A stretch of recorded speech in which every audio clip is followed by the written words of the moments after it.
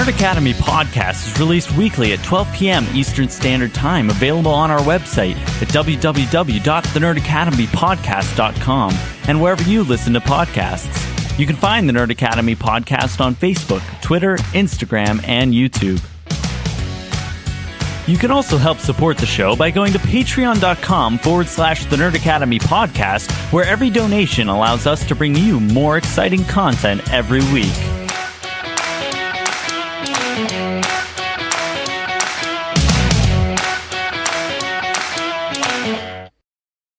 Good morning, class, and welcome back to the Nerd Academy podcast, your source for nerd news and commentary for the last 5 years and for the last 200 episodes.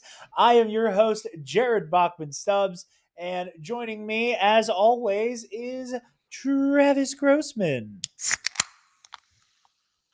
A little bit of that got on my leg. A little excited can crack for 200 episodes of the Nerd Academy podcast. Here, you just put your drink down. Let me toast you, clink through the camera to 200, my friend.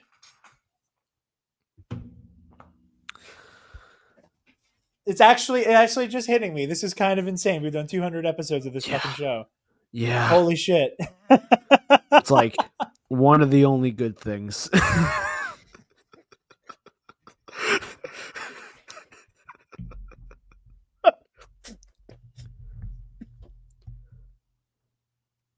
It's just the way you said that.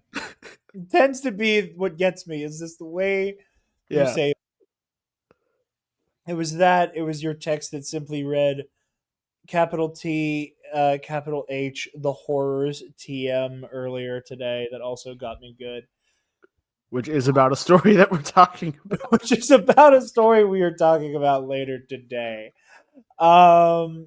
But yeah, I before we get into anything too crazy here, I do want to just kind of take a little time. I want to thank everybody at home, whether you're listening, whether you're watching, for being with us for the last 200 episodes of this show.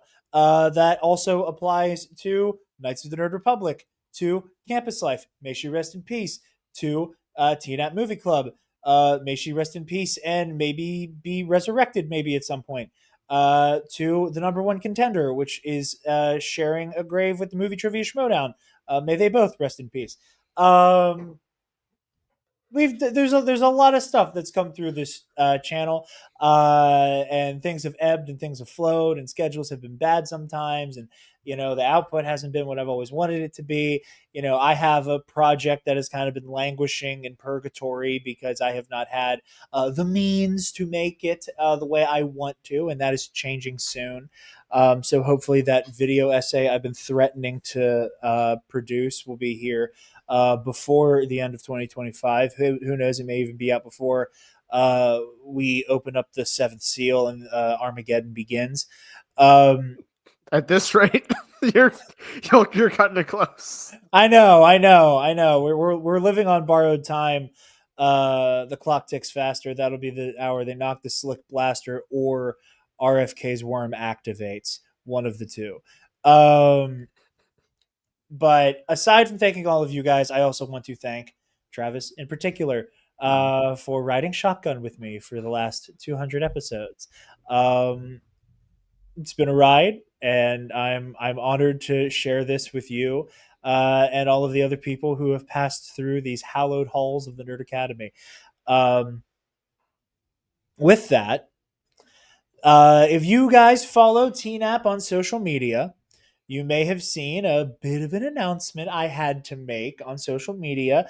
This announcement is also already on the YouTube channel, but if you haven't seen that yet, I would like to inform you guys about the little project I've been teasing for some time now.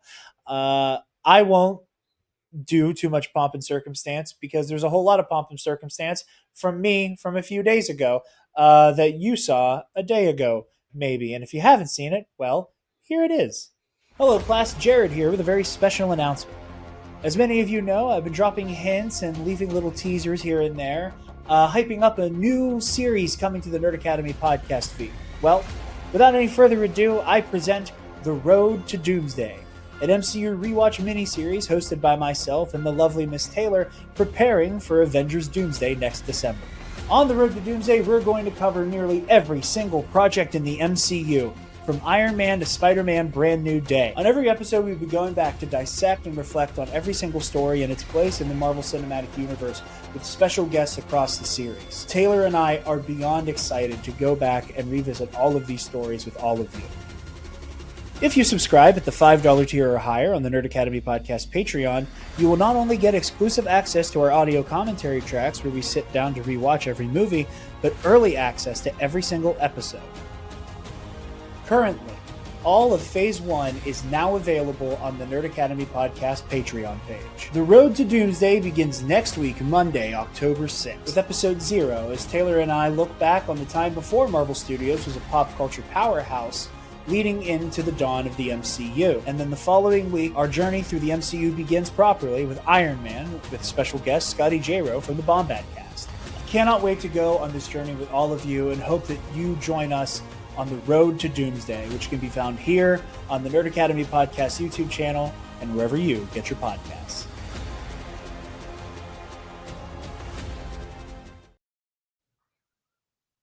The Road to Doomsday, everybody. We are doing a not-so-mini series MCU rewatch podcast hosted by myself and the lovely Miss Taylor, who will be riding shotgun with me through that. As you saw in some of the footage, Travis joins us for an episode. He will be joining us for quite a few, I presume. So far, it's only been one episode. I think we talked about it. It's for Iron Man 2, obviously. I think we joked about it a little bit in there where I hesitated to call Travis a special guest for that episode because he is a Nerd Academy like in-house person, and I was like, well, Travis is special, don't get me wrong, but he works here. Yeah. And I love and respect you enough to not do a whole bit about how the announcement was actually that I was departing the show because of my decision to drive 30 hours to Arizona last week. Which did not happen. I want to clarify. That was a bit. But I was like, this is something really important to him. And I love that he's doing this. Is so incredible. I'm so happy for him. I'm glad that I get to be a part of it. I love doing this with you. I'm not going to ruin this lead into the trailer. I will say what the bit is afterwards. But yeah, so if you're a member of our Patreon at the $5 tier, you get early access to every episode. All of our Phase 1 coverage is up on Patreon right now. So if you the link in the description of the episode, if you're listening to this on Spotify or Apple or whatever, it'll be there as well.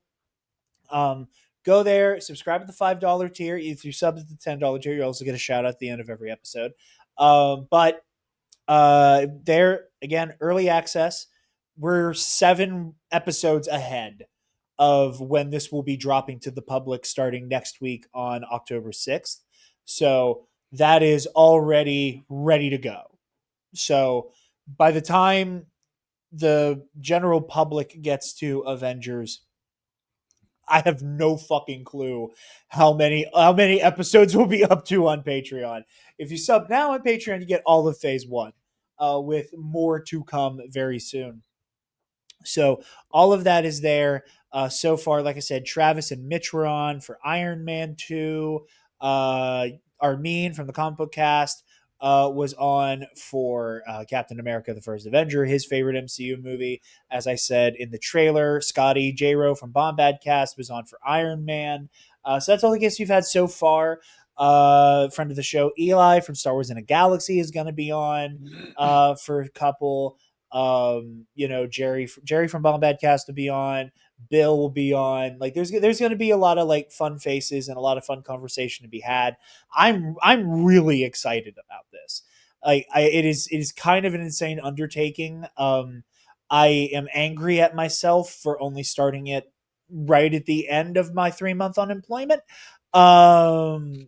Maybe a bad decision on my part to embark on the most ambitious thing we've ever done on this channel at the exact moment my free time was about to evaporate. Because that's when you're going to have the idea. Like, I have all this free time right now. We can get so much of this done right away. Like, obviously still, going through the process. And then, of course, because you're good at what you do in all aspects, suddenly you don't have the free time anymore. And it's like, oh, well, I'm still going to do that. Well, hey, I appreciate the compliment, but it was like, because I spent so much of my like unemployment time working on the fighting game essay. Mm-hmm. I don't want to say it was a page one rewrite. Like I didn't hit control A delete on my script.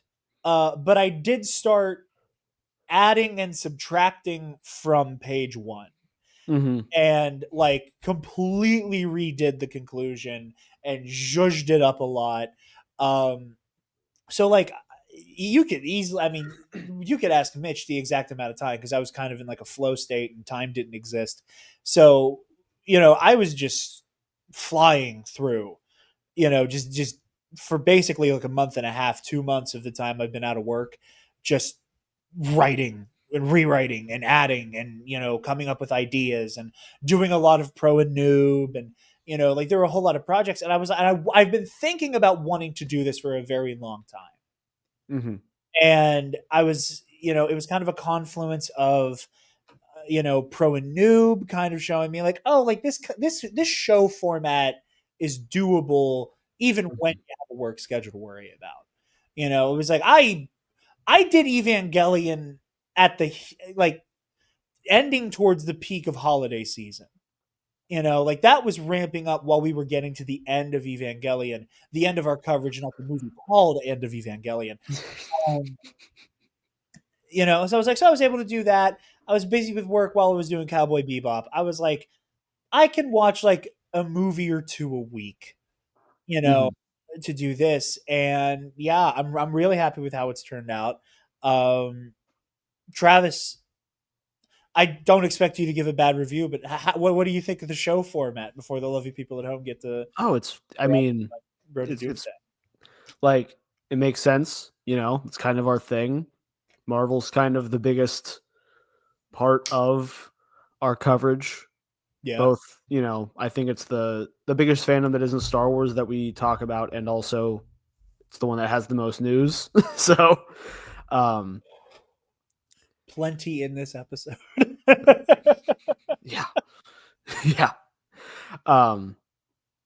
Yeah, I think like it's just it's very easy. It's a great, if someone needs an excuse, like I want to rewatch all the things, it gives you a way to like, I'm going to watch the movie and then I'm going to listen to the Road to Doomsday show, and then just, one at a time it. And like I said, the thing that set in with terror for me was sequencing this, because we had to start now, because Taylor and I, if we are not careful, we have, I think it's about 2 to 3 weeks of buffer between now and and Avengers Doomsday coming out. Yeah, which like, is insane. which is all hands on deck for like, we need like, and that's the thing, is like moving through this very expeditiously, like from the moment this is going to start releasing to when I'm pretty sure, and hey, who knows, if I did my math wrong, there might be double drops, so look forward to that. I might start doing the knowledge point content for a while.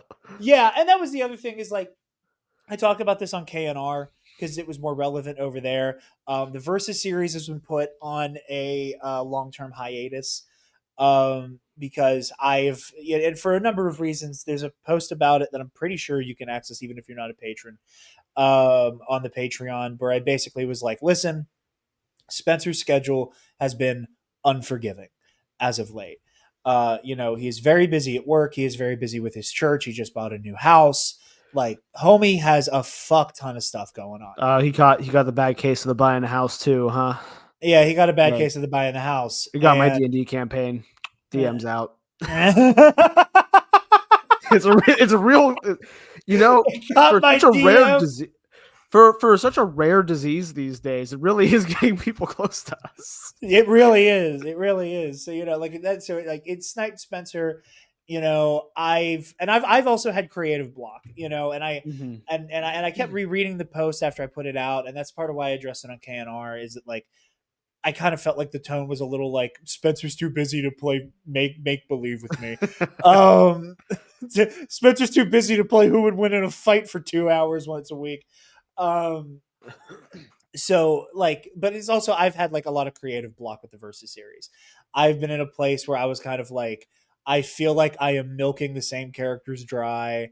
I feel like, I there's also the issue of there's this weird like snake eating its own tail with the Versus series for me right now, where Spencer and I were inspired by these YouTubers we watched in high school, and we want to make stuff like it.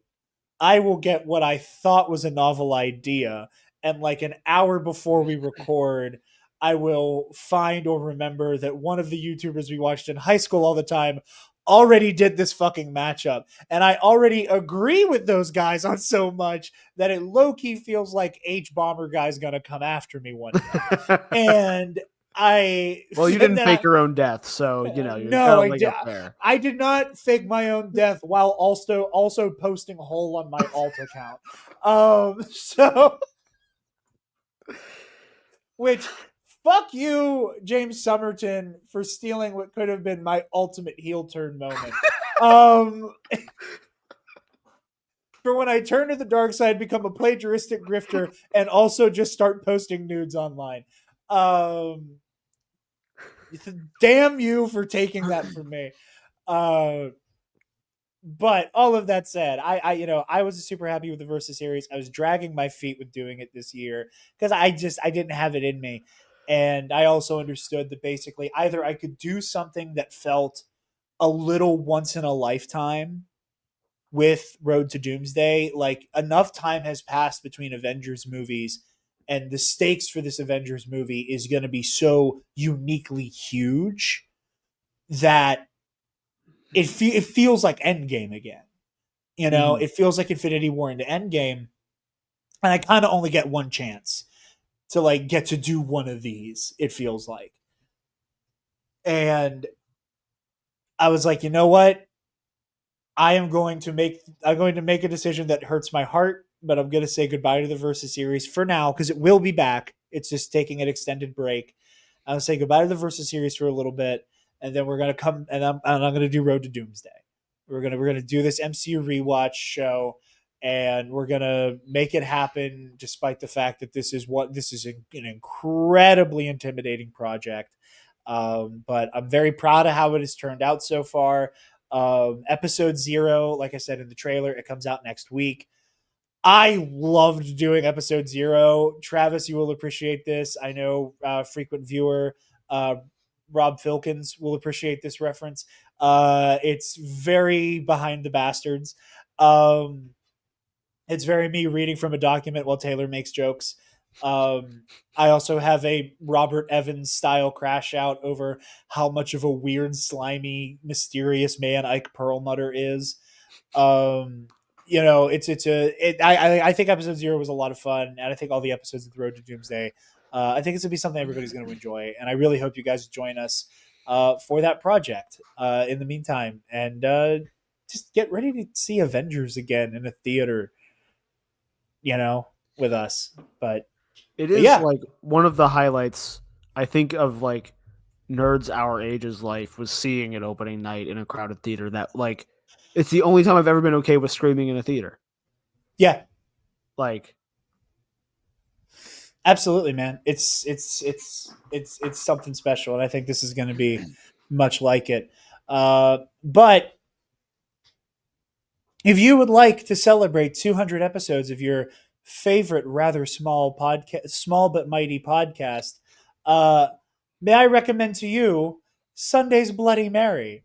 Sunday's Bloody Mary has the most badass Bloody Mary accoutrement in the multiverse with their 3-time award-winning spicy mix as well as their mild and traditional mixes if the spice ain't for you. This former bartender trusts only one Bloody Mary mix, and that is Sunday's, the only Bloody Mary mix better than a from-scratch Bloody. So if you want to shake up your Bloody Mary game for the rest of your life, go to sundaysbloodymary.com/shop and use the code TNAP at checkout, TNAP, to get 10% off your order and help out your favorite nerds while you do it. Travis, For the 200th time, are you ready to jump into the news? Despite my best efforts, yes.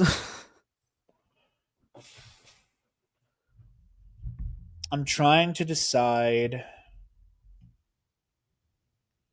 if I want to blow my load on my joke that might get us canceled on episode 200 or not.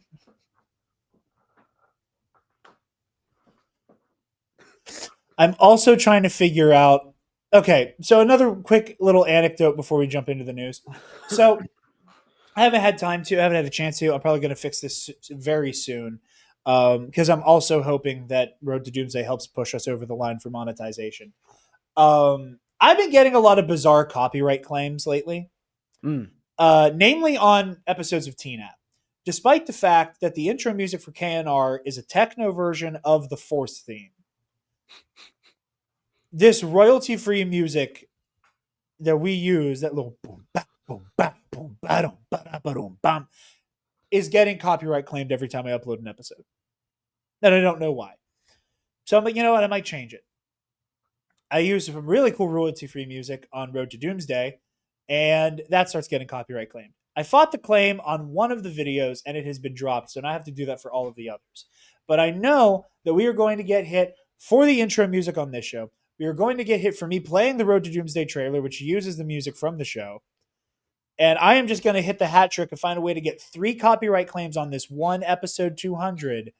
And we will talk about the most controversial story on the docket today. Listen to the new talk.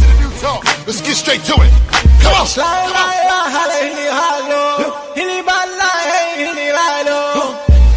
We getting there rap money. We getting there rap money. Again, wildly tame. Not that I would expect something actually seen from you, but you did text me a warning. So I did. I just wanted to scare you. yeah. Okay, so because I've learned my algorithm is apparently a little fucked up.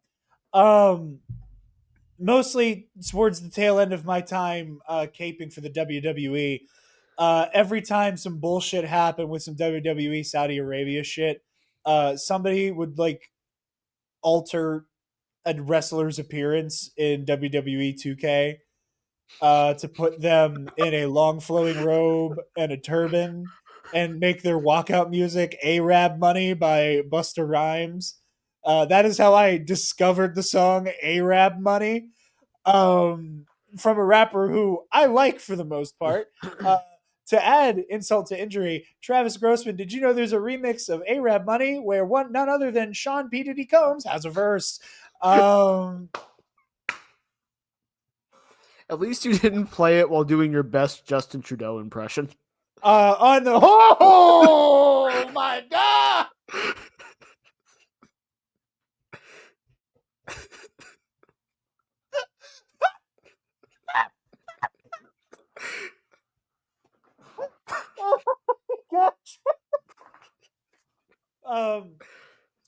On Diddy's verse on the Arab Money remix, Diddy also has a bar about buying an island, a triumvirate of things that are fucking grim in 2025. We have the song Arab Money, with a Diddy verse about owning an island.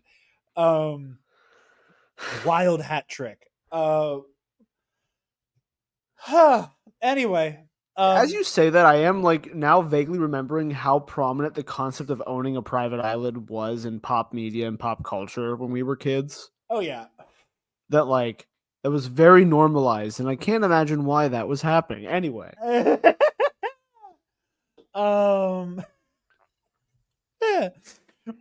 we're riding the razor's edge here on episode 200, everybody. I'm only mildly insane. We're only mildly. No, I did warn Travis. I said I have a joke in the chamber that might be mildly offensive. But like the 2K thing, like it was always like, because like CM Punk had his big thing whenever WWE did its first event in Saudi Arabia. Punk wasn't with the company at the time. I think that was while he was still at AEW. And The Miz tweeted about the Saudi event, and CM Punk was like, "Have fun sucking that blood money dick in Saudi Arabia." And then whenever they did the Saudi show this year, they did a humiliation ritual on Phil Brooks, and Brooks, his last name that came out. That's not it.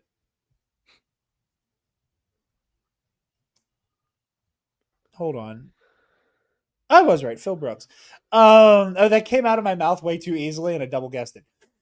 So all of it after they pimped CM Punk out to Saudi Arabia was him coming out again in the outfit, and instead of Cult of Personality, we making Arab money. And then recently, because WrestleMania 43 is going to be in fucking Riyadh, I saw another one where they did the same thing but with Triple H. So I was like, you know what? If everybody else can get away with this online, I'm doing the Arab money bit. Everybody else can do it. I refuse to be left out of this joke. How many people up to this point do you think are like thinking we're going to talk about the comedy festival? There's no way we don't. There's no way we don't. We have to talk about the fact that like we have gotten a good look at all of the costumes in Avengers Doomsday. And we're doing this up top, and we're probably murdering our watch time, but who fucking cares? This is going to be from the Axios article. This is the first one I saw this morning about it. Video game maker Electronic Arts on Monday agreed to take private, to be taken private in what would be the largest leveraged buyout ever by Saudi Arabia's public investment fund Silver Lake Partners and Jared Kushner's Affinity Partners. So Saudi Arabia has pushed hard, as read from the article, pushed hard into gaming, including the $4.9 billion Scopely takeover and an already existing 9.9% stake in EA that will roll over into the buyout. Part of this economic diversification for the oil-reliant kingdom, but part of it is also about global influence. So Saudi Arabia is going to own basically most of EA games. 25% premium to where EA shares closed last Thursday before Wall Street Journal scooped the deal. So Wall Street Journal hit this one first, it looks like. But yeah, this is bad. Yeah. We had a lot of preamble making fun of this whole ordeal. I don't have much to say. This is fucking grim. I got nothing, man. I mean, this is on the list again. This would be the biggest story of the last month. This would be like 10 years ago. We would still be talking about this today as one of the most insane things to ever happen. Yeah. But, but our subliterate president will, bend the word acetaminophen over a fucking barrel, and then, Like, that's my favorite thing to do with anyone in my life that isn't, like, unfortunately heroin addicted to the news. In some desperate attempt to feel like he can do something about it. That, like, you sit down with somebody and you're like, how are you doing? I'm like, bad. And they're like, well, why? And I'm like, okay, so in the last 3 days, the president hid the fact that we're going full anti-vax by blaming Tylenol. And also a person with a doctorate blamed woke science for not having, like, all of that was said underneath the acetaminophen.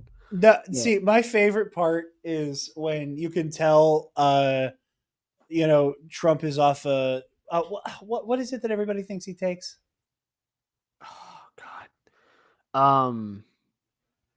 I actually don't know. I mean, I'm sure he's. I know it's one of the ADHD medications. I'm pretty sure it is, but it's whenever Trump is like super slurring his speech. So factor that in with him going, "Is he?" Oh, okay. How do you say that? Let's see how we say this. Sime feminine.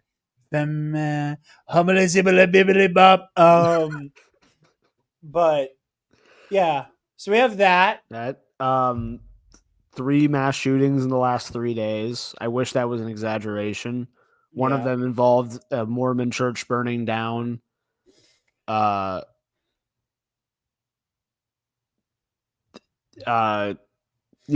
This and it's just like you can't even I can't in good conscience talk to it's just one of those like, oh yeah, this happened.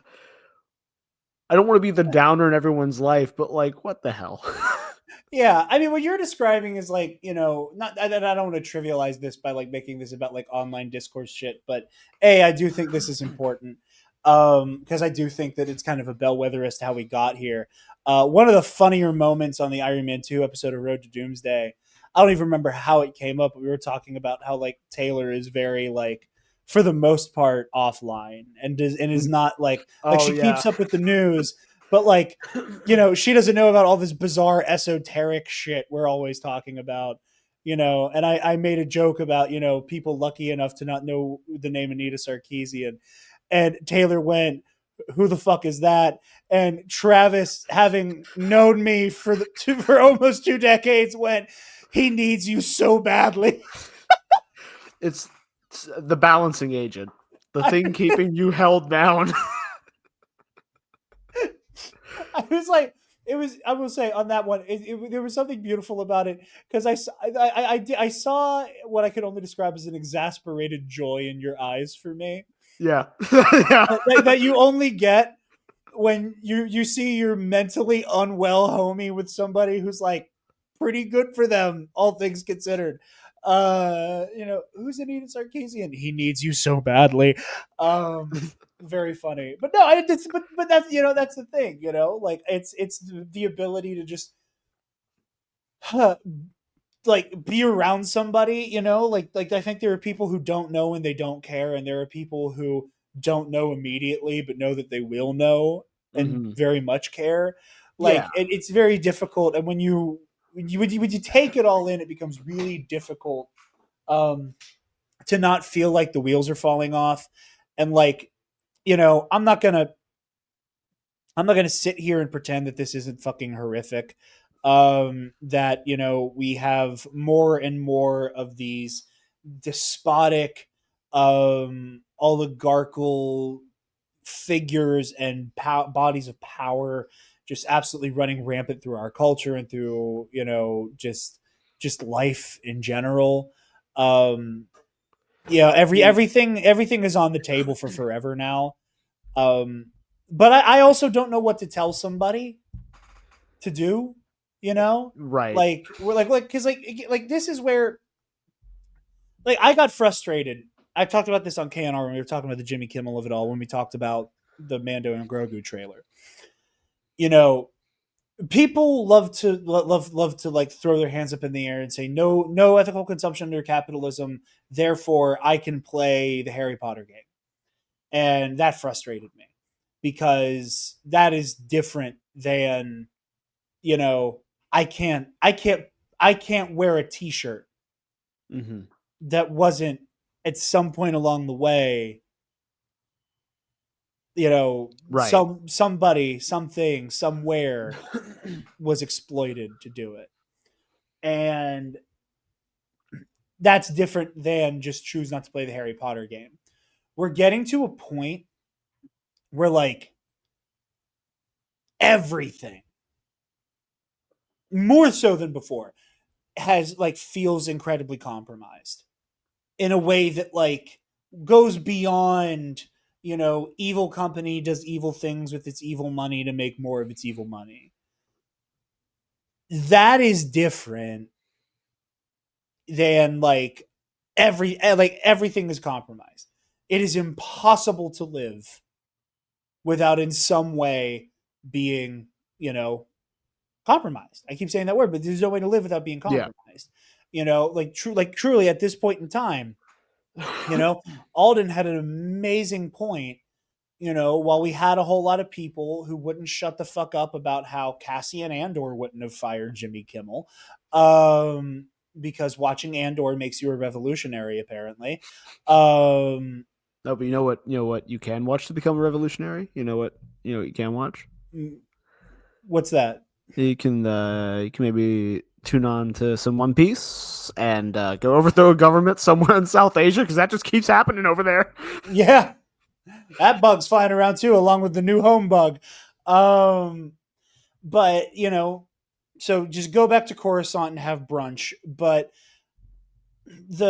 all of the same people who are doing like, oh, Andor made me a punk, I guess, are also, doing the whole like, I'm canceling my Disney Plus, and and how dare you enjoy the Mando and Grogu trailer. And it's like, listen, man, two things can be true at the same time.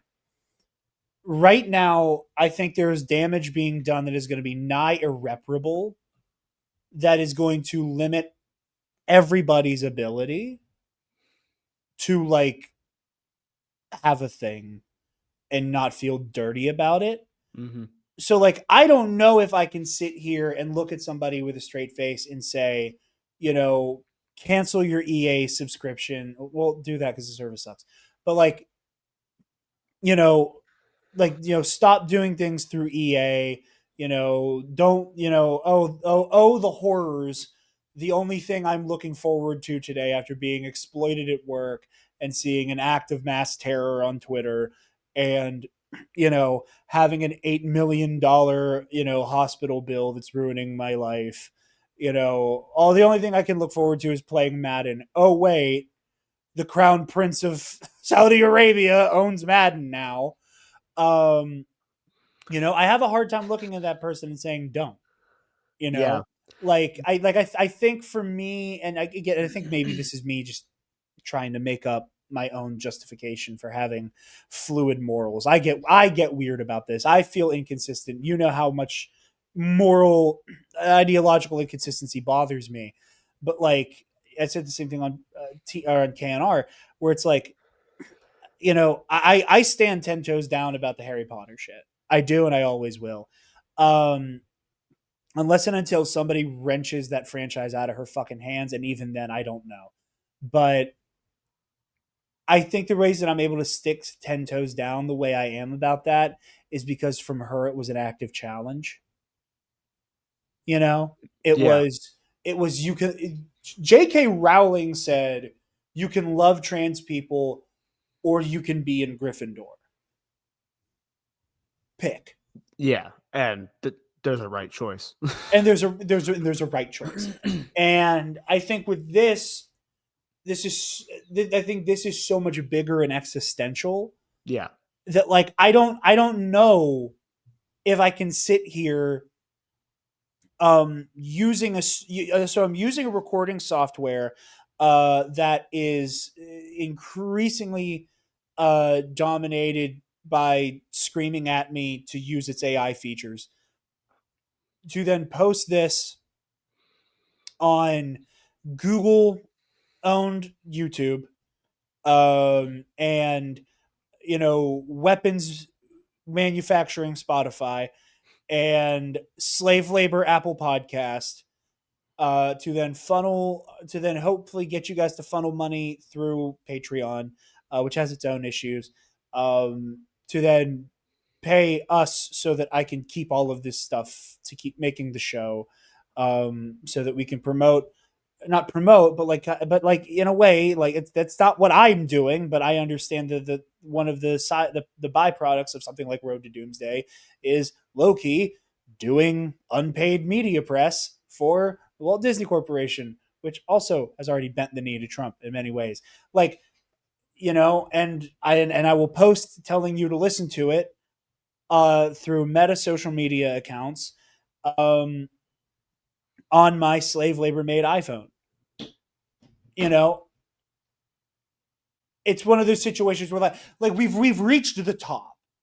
Mm-hmm. We've reached the top of like, I don't know what to tell you. I don't know what like the most moral like take to have outside of just moving to the woods and making cave paintings.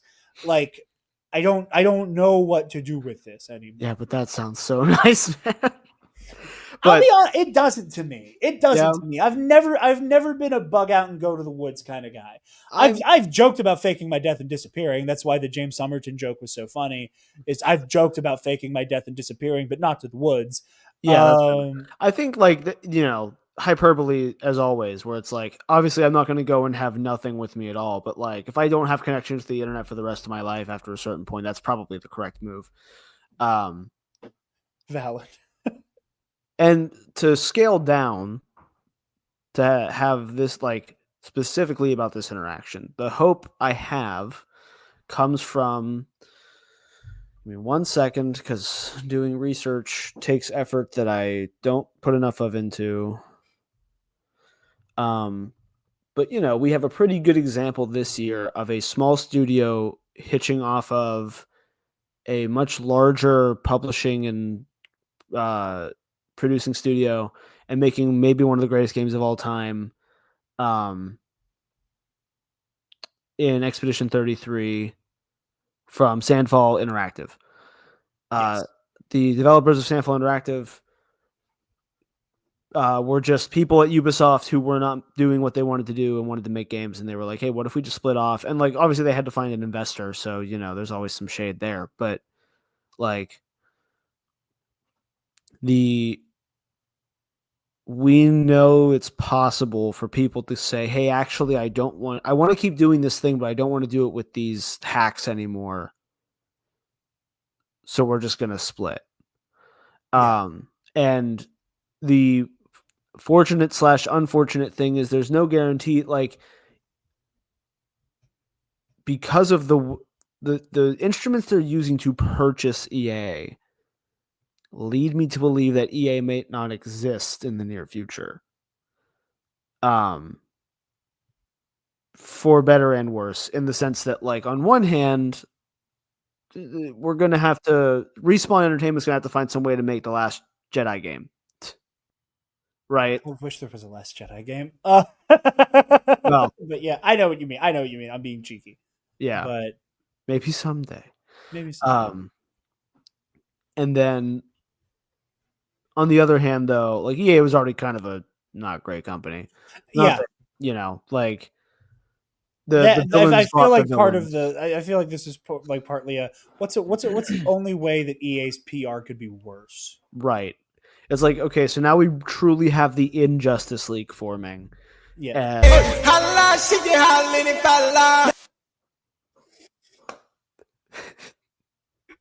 Did not see that one coming.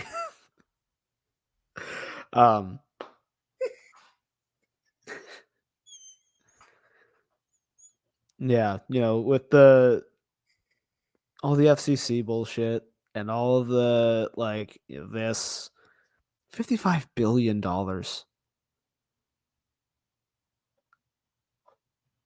Like, man, there are people not eating. Yeah. You know what I mean? Like, in both countries, like that's just a ridiculous amount of money that could be going to so much better things. Indeed. But yeah. And then the data safety of it all. But, this is your warning to maybe uninstall EA software from your devices and maybe hit the 7 Cs if there's an EA game that you want to play at some point. Yo-ho. Yeah. Unfortunately, I don't think we have anything else for this one because we can't solve late stage capitalism. 200 horrors indeed. Yeah. Yeah. Well, this is a difficult transition. Honestly, the way it's all laid out in the show notes, we had a really great lead into it if we had gone in order. I know, but I also was like, I feel icky not covering this up top. I agree. And then also, but the transition going, because there's one after it in the show note order. And so it's almost worse to be like, and now one more thing. That's not worse than this. What's the one more thing that isn't worse than this? Wolverine. Oh, It's yeah. just like the thing below it that's like, oh yeah, this is great. We've been waiting for we have to go completely switch back to. I'll tell you honestly, I was originally thinking we'll do EA at the end because this is going to end up being a lengthy conversation, and we're almost an hour into the show. We haven't touched any of the shit that's in the thumbnail, aside from special announcement, the thing that was already uploaded. But in our defense, I was that happened this morning. Yeah, that's also part of it. I was originally going to save this for the end, and then I realized I didn't put the Wolverine stuff in the show notes. But yeah, so we are going to go back into order now. Again, no easy transition, but Avengers Doomsday has wrapped with knowledge that there is going to be subsequent photography that has to happen. So there will be reshoots. This happens with every movie. I don't want to hear the reshoot bullshit. You're going to hear the reshoot bullshit. There is. Did you say I am going to hear the reshoot bullshit? Here's my measure. If we hear like legitimate, I don't want to say journalism. If we hear legitimate noise surrounding Avengers reshoots, I will breathe a sigh of relief that that's a slow news week. You know what I mean? Yes. Like if I'm sitting here reading, getting angry at a Cosmic Book article about Avengers reshoots, I'll be like, oh, thank God, Portland's still standing, But yeah, so Doomsday wrapped, and some of the wrap gift merch hit the internet, and including what I think was a tote bag or a duffel bag that had this like choose your character type screen. I'm not looking at the camera because I had to pull StreamYard over to my screen here so I can actually look at what I'm doing on StreamYard. But I'm going to throw this on screen for everybody. So we got to look at some of pretty much our main cast of characters.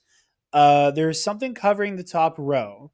So kind of going like left to right down each row. We have a look at Doctor Doom, which is consistent with what we saw for Doom at that like Shanghai marketing summit that Disney did. I'm going to break the rule. I immediately think I just said. Kind of going down a row, we have the Fantastic Four with like new jackets on over their uniforms, which look nice. We have Bucky and I believe Yelena Belova in outfits very similar to what they had at the end of Thunderbolts. Yeah. By process of elimination of whom we can see and whom we cannot, I believe this is Magneto. We have probably being covered up. I believe that is Ghost on the right corner there. And then going back down to the second row, we have Thor back to short hair. Don't love it, but it does look like he still has some like gold in his outfit from Love and Thunder, which I like. We already talked about a woman. We have Shuri Black Panther. We have Red Guardian. We have Professor Xavier kind of wearing that like field jacket we see him wear sometimes. We have what looks to be Cyclops with the ridiculous yellow bandolier, which I love. We have Joaquin Torres, the new Falcon. We have Sam Wilson, Captain America. Again, The Thing. Shang-Chi. M'Baku. Channing Tatum Gambit, looking pretty similar to how he looked in Deadpool and Wolverine. Nightcrawler in an outfit with some hints of red in it. We'll see how red the suit is. We have the Sentry, not Bob, not the Void, but the Sentry. Ant-Man, Human Torch. Again, already talked about it. Loki, who looks to have a little bit more gold in his look than he did at the end of Loki season 2. Namor in not his outfit he had that was kind of the like, kind of Speedo with light armor on it. He kind of looks to have like a coat on with a big collar. Mm-hmm. We have Mystique in an all-white getup, very similar to her comics look. U.S. Agent still in his beret from the end of Thunderbolts. And then we have what I assume is Franklin Richards. There were some other rap gifts that were out floating around, none of them as revelatory as this. Travis, how are we feeling about this first look? I think the big ones are Xavier and Scott Summers, because it's like kind of like a look at them, and like I mean, pretty much all of the X-Men characters, right? Where it's Yeah. like, oh, like this is aesthetically what we're going for. It feels very comic booky, but with like the kind of classic MCU twist on it. How are we feeling? I mean, I'm glad that there's no one on that bag that we didn't know about. Yes, You know, that's kind of my like one of the reasons I was not as into the cast reveal as a lot of other people seem to be was like, yeah, no shit, all these people are going to be here. Like, what are we doing? You know, I mean, I think the thing that was surprising was how deep the X-Men of it all and went. cast right, and I think that was the big surprise, was the X-Men being yeah, as big in the cast as they were. I guess the like for me personally, it was just kind of like a yeah. Well, we're playing with the old actors again. Like we've been doing this. This isn't like. Yeah, Also, those movies don't mean as much to me, admittedly. Like I've not been an sure. X-Men person, so like for me, it's not like oh my god, they're all going to be there. It's like oh okay, so we're doing this one more round before we fully reset the X-Men. Yeah. Before the X-Men can have comics again. Well, they have comics now, but like you know. This isn't as bad as it was in the 2010s, where they were like slowly pushing the X-Men out for the Inhumans. We were rewriting new characters to be Inhumans explicitly because of the MCU. But yeah, like I said, I think it's cool. Like I said, Yeah. like it's nice to see like the aesthetic we're going for. At least with the X-Men, with a lot of the kind of stock standard MCU characters. We knew what to expect from them visually, but this is a very fun kind of development for the mutants. So any traditionally bright color costume we get in live action is a win in my book. Now that we can make costumes look good, you know, like oh god, seeing him in blue and again, I'm not a big X-Men guy, but seeing Cyclops in blue and yellow will be so cool. Oh yeah. Especially with the fucking silly bandolier thing. Yeah. It's really cool stuff. And like you said, I'm glad we didn't see anybody in there. I know that like the talk of the town is that Chris Evans has been spotted at Pinewood. And that he's already shot stuff and he's supposed to be pretty in the movie. That's still in that rumor territory that I don't feel comfortable covering, but like mentioning it here. But allegedly, Cap is going to be present. So I'm unsurprised, but happy to hear it nonetheless. But yeah, interesting stuff. There was other rap merch that had Doctor Doom on it, but it was just kind of like a minimalist embroidered hat or a shirt or whatever that had like the Doom mask and kind of an outline of the hood. So nothing too revelatory. Like I said, there was that art of Doctor Doom making its way around because of the Shanghai marketing thing. Again, I'm not 100% sure if that is how Doom is going to be depicted in the movie. It is a very traditionally Doom outfit. Chainmail, plate armor, the mask, the tunic, the cloak. Mm-hmm. It looks great. I don't know how I feel about it being what RDJ is in. Again, like I keep interchangeably saying that my hope and prediction is for a Dr. Doom who is Tony Stark, not a Robert Downey Jr. playing Victor Von Doom. And if what I think is the case, what I hope is the case, I kind of just want him in Iron Man armor. Now who's to say that like what we're seeing won't end up with like repulsors and whatever, but right. Like, I want it to look like, I know a lot of people on the internet have gotten infamous Iron Man confused for it being like a Tony Stark who was Doctor Doom, but it's Doctor Doom trying to make right for being Doctor Doom by being Iron Man while Iron Man was dead. And basing the look off of that, and like, but that's the outfit I want. Yeah, that is what I want. See, that's the difference between you and me. Is I'm a sick and twisted contrarian who so desperately, and I don't want it because I think it'll be good. I think it would be objectively pretty bad for the movie to do this.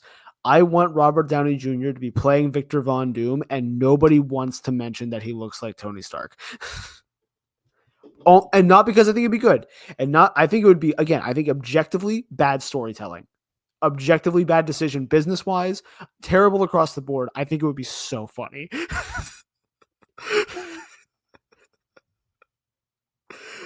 Incredible. Like not even Deadpool, not even Ryan Reynolds can say this guy kind of looks like Tony, right?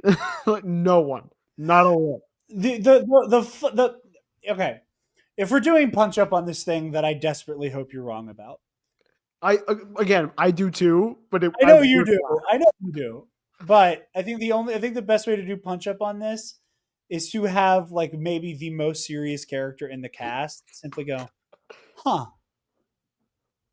And that be it. Yeah. Like have fucking Namor just be like, huh. You kind of look at this other guy. Not even say it. Just, huh. Yeah. Just look at him. Cut to Doom. Cut back to Namor. Huh. That's it. But yeah. I'm gonna pause for 1 second. All right, and we're back. Did you crack a can just now? Nope. I did just there. You did. I forgot to save cat. You need one of the phones like the Basement Yard has now to scream into. I know we've talked about this before. How fucking funny is like everybody thinking Frank Alvarez is like the hottest, funniest guy on the planet, and we've had him on our show before. Yeah, it's one of those things where I'm like, when they started blowing up, I was like, that's Frank, right? Like I did the thing, and like I don't think I was on that episode a ton. I think I like came in halfway with some food, and we talked about my sheets order for. Yeah, we did that. We did because I fact checked that because you continue what you were saying, and then I'll finish my thing. Yeah, but like I just remember like when Basement Yard clips started really to blow up on TikTok, I was like, Frank mentioned his podcast was a comedy podcast with his friend. Yeah, that's Frank.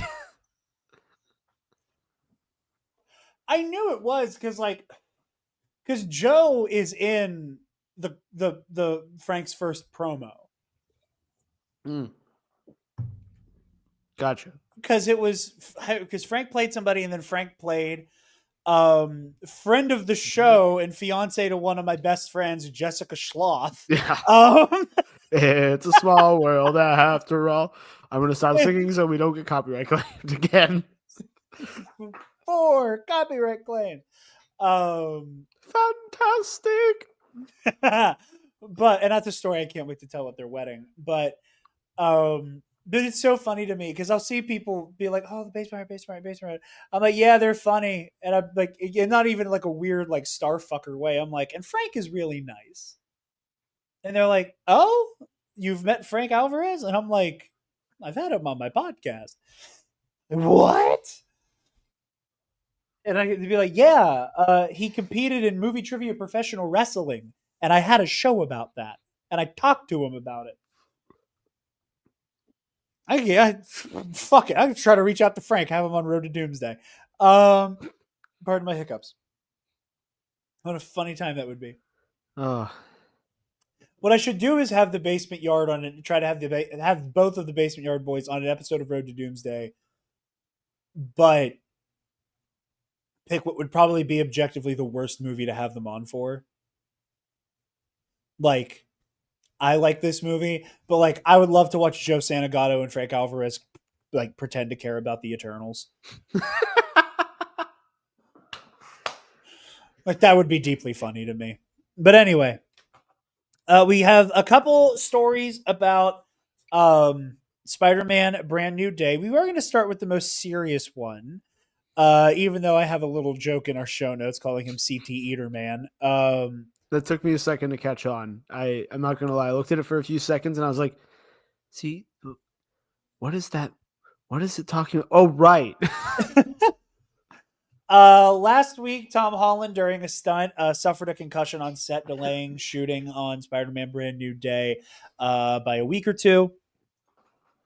Everything is still on track, and Tom Holland says he's feeling better and on the mend. They're saying it's a very mild concussion.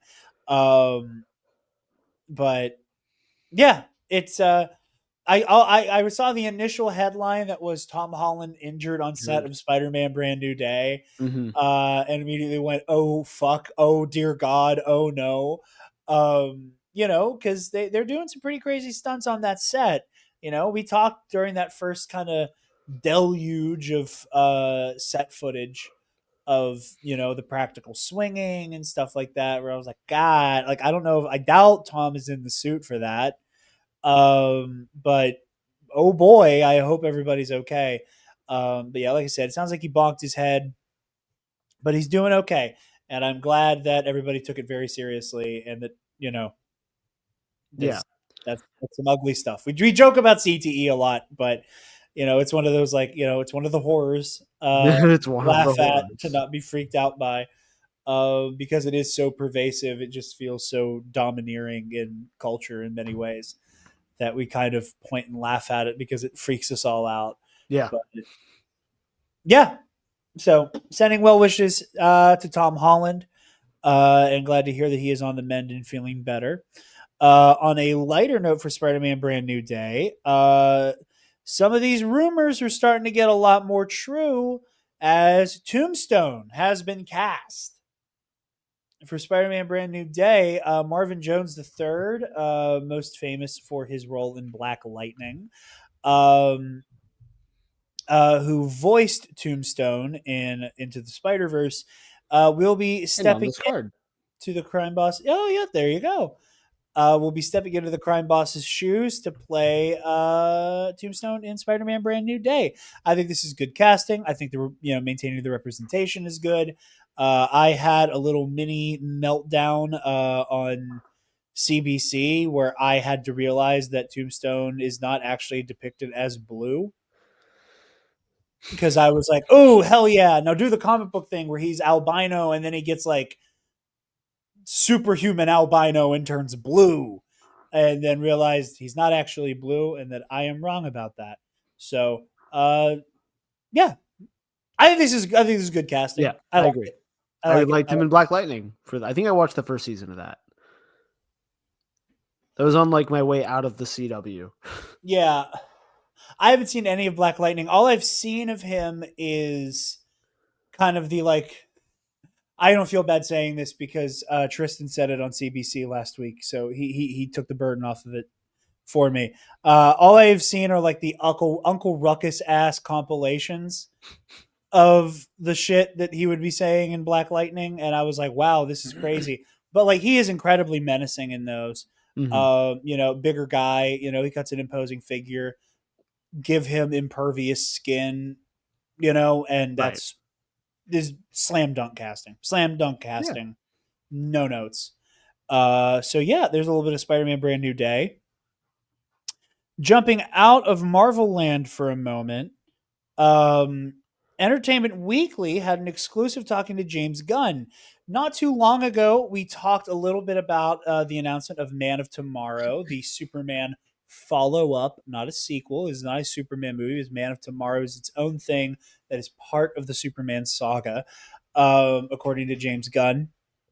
But James Gunn posted a kind of cryptic image on social media of the finished script that kind of had like a X-ray look into a head with a brain in it that got a lot of people thinking.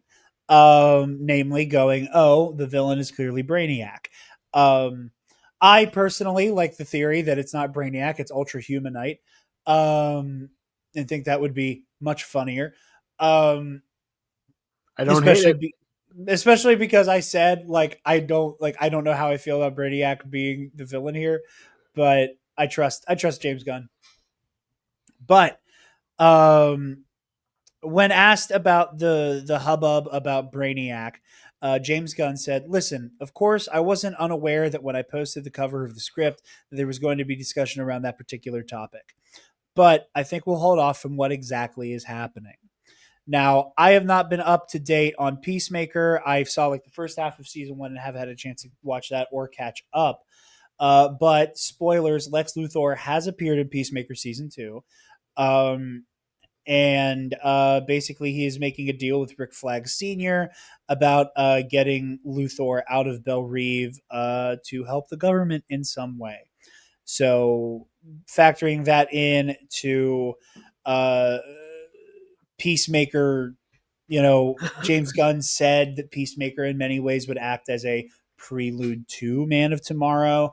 And it's a direct sequel to Superman. Yes. So, the Peacemaker very much is like a gap bridge mm-hmm. type situation happening. So very interested to see what's coming with this. James Gunn has made a reputation for himself as somebody who will just say yes or I won't say he will say yes or no. He's very good at saying no. He is very good at going, oh, this thing you just said to me, that is not actually what's happening. Mm-hmm. The fact that he was really cagey about that, I think, does mean all those signs are pointing to Brainiac. I think it just makes, if you're not necessarily following the Marvel formula, but if you want to take the route, because again, everyone's done this, not even just Marvel, but in the DC animated movie universe that they had in the 20 teens, right? They start with Darkseid as this okay, they're going to have to survive around with Darkseid, and it builds over time to eventually, okay, now Darkseid's doing his full onslaught. Yeah, now we can right? take the fight to Darkseid. Yeah. So doing something similar with a villain like Brainiac is, perfectly fine. Especially with your focus being on Superman specifically. You could, we don't know what the progress is with Brave and the Bold. It might not be Brave and, there's a chance that it morphs out of being Brave and the Bold at some point as the creative process continues, and I wouldn't be upset about that. In the same way that they dropped the legacy off Superman. I think Supergirl's just Supergirl now. Yeah. I don't think they're calling it Woman of Tomorrow.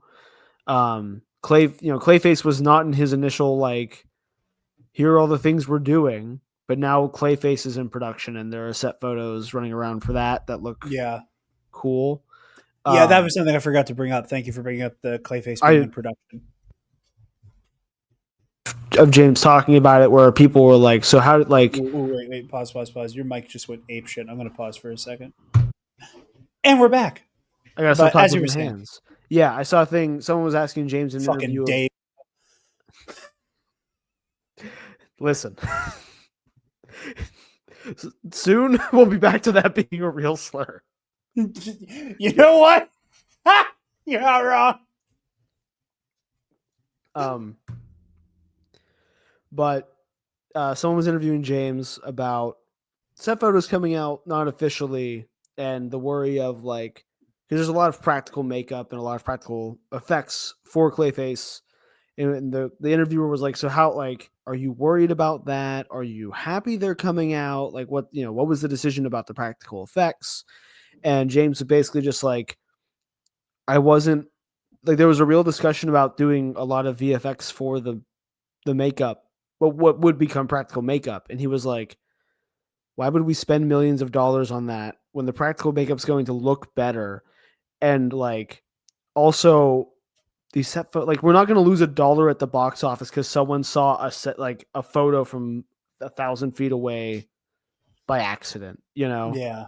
It's only going to be good to bring people into the movie. Because there's pretty low expectations for this. I don't think a lot of people are going into this thinking it's going to be the next blockbuster. No. Right? So he's always had that kind of approach of just yeah, people are going to know what they know. And if someone's if someone's falsifying something with my name on it, I'm going to correct it. Right. And otherwise, I'm just going to keep my hands out of the pie. So... Yeah, I mean, I think there's a lot to that. In the same way that I didn't include it in the notes just because we joked about it in the lead up to Deadpool 3, which we now know was Deadpool and Wolverine. The frustration that it felt like every other week we were getting breaking confirmation that Deadpool 3 will be rated R, and how frustrating that was. And this past month has been like 18 more times of them confirming that Robert Pattinson will not be the DCU Batman. You know, so like Yeah, Gunn also has to deal with the the I Batman. made the comparison when the sequel trilogy was coming out. Like every week for every sequel trilogy movie, there was a no rumor about whether or not Anakin's Force Ghost would be in it. It was this like weird sword hanging over these movies of when will Anakin show up. The answer was no, but a voice cameo. But I see that parallel here, where it's like Yeah. we keep talking about the same bit of news, and like the difference here is like James Gunn actually weighing in on it as opposed to like the weird production. Let's just bring shit up of it Yeah. all. Yeah. So, but yeah, like I said, interesting stuff. My money's on Brainiac, but we will see. We'll hit one quickie story that's just a this is a thing type story, and then we will do your magic segment, and then we will close with Wolverine trailer talk.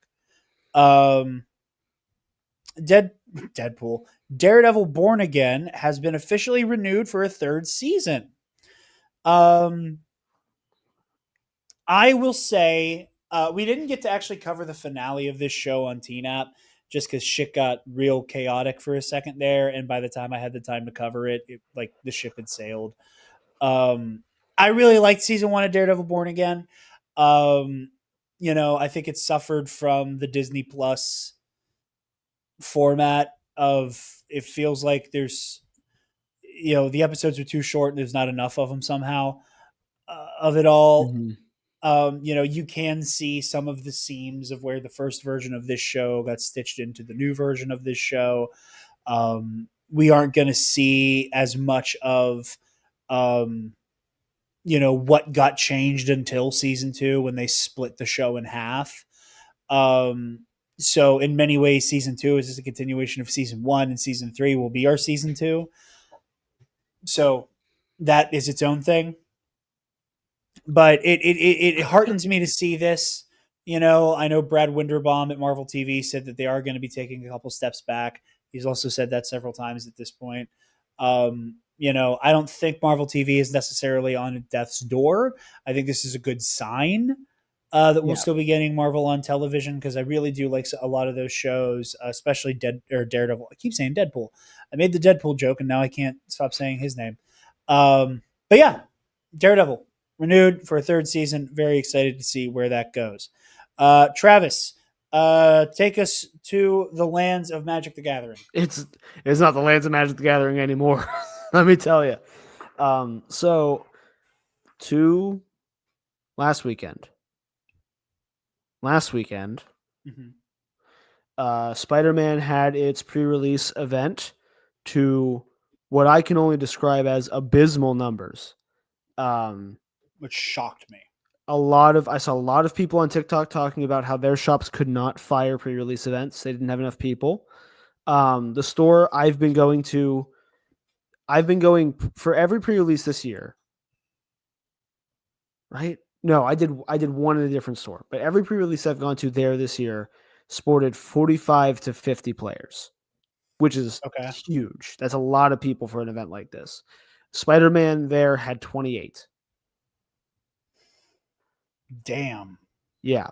And there's kind of a lot going against Spider-Man as a set. For one, typically we only get 4 standard releases in a year. This year we got 6. Spider-Man being the 5th, so we're already kind of the player base is taxed in a way already of the we've already been playing for 4 sets. Yeah. These sets that are of non-Magic the Gathering IP have a premium price tag attached to them.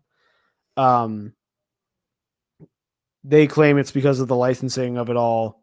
Sure. And obviously the scalper market's back in full force. I think that's now a recession indicator. Right? The COVID hit and Pokemon, they stopped selling Pokemon in stores because people were fist fighting, and we're back to that now in 2025 because the tariffs. So, you had booster boxes of Spider-Man going for like $1,000 with no hope of recuperating that value in the cards. Yeah. You can currently buy a normal printing of every card in the set for like $200. Wow.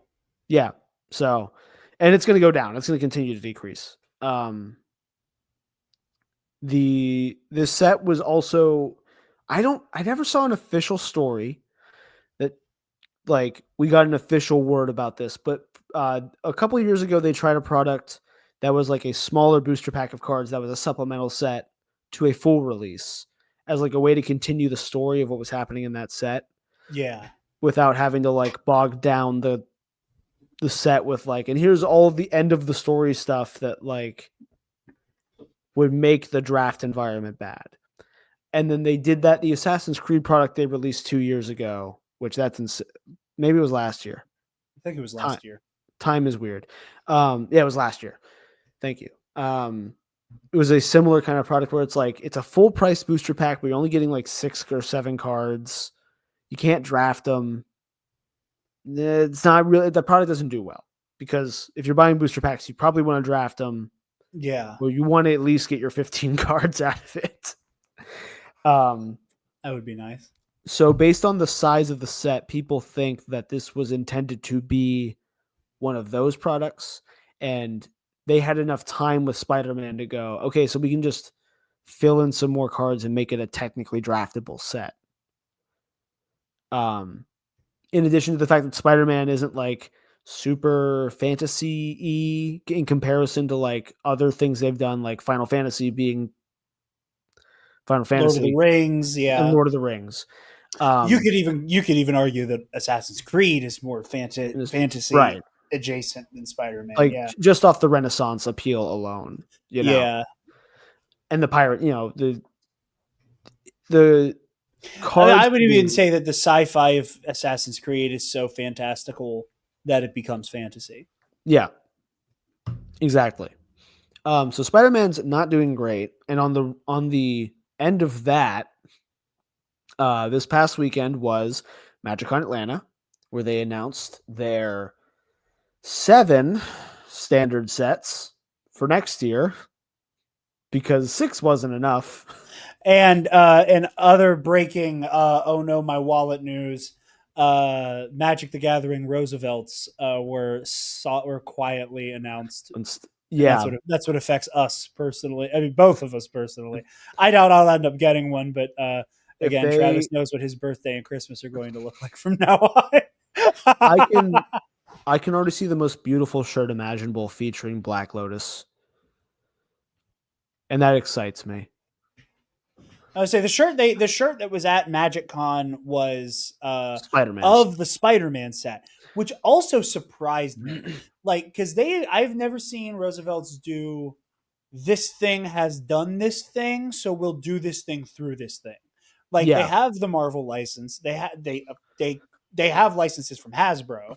They're always doing G.I. Joe and Transformers. They did a D&D collection that I desperately wish they would restock and do another collection of. And we kind of joked, it was like, well, if they did D&D, at least one magic collection is bound to happen. Yeah. So, but I've never seen them be like, oh, so we'll do this thing like through, like it has that, like the tag on the back of the shirt says Magic the Gathering. Magic the Gathering by Roosevelt's, right? Not Marvel by Roosevelt's. So, right. Yeah, we'll see where that goes. I'm curious what the designs would look like because it's so easy to have something neutral because like just the colors of mana, you get the Black Lotus art if they can license the Black Lotus art. It's also kind of thing if they want to do card arts, they have to license the art through either the artist or Magic the Gathering or the whole way through. There's a whole thing with that. I know the big IPs also a lot of the time give them designs to then use in some like do this however you'd like that one. I'm sorry, I'm derailing your Magic segment with me doing Roosevelt's. But like, that one Christmas shirt I have, the long sleeves, and has like Grogu hiding in like Christmas presents. Mm-hmm. I've seen that on Tupperware.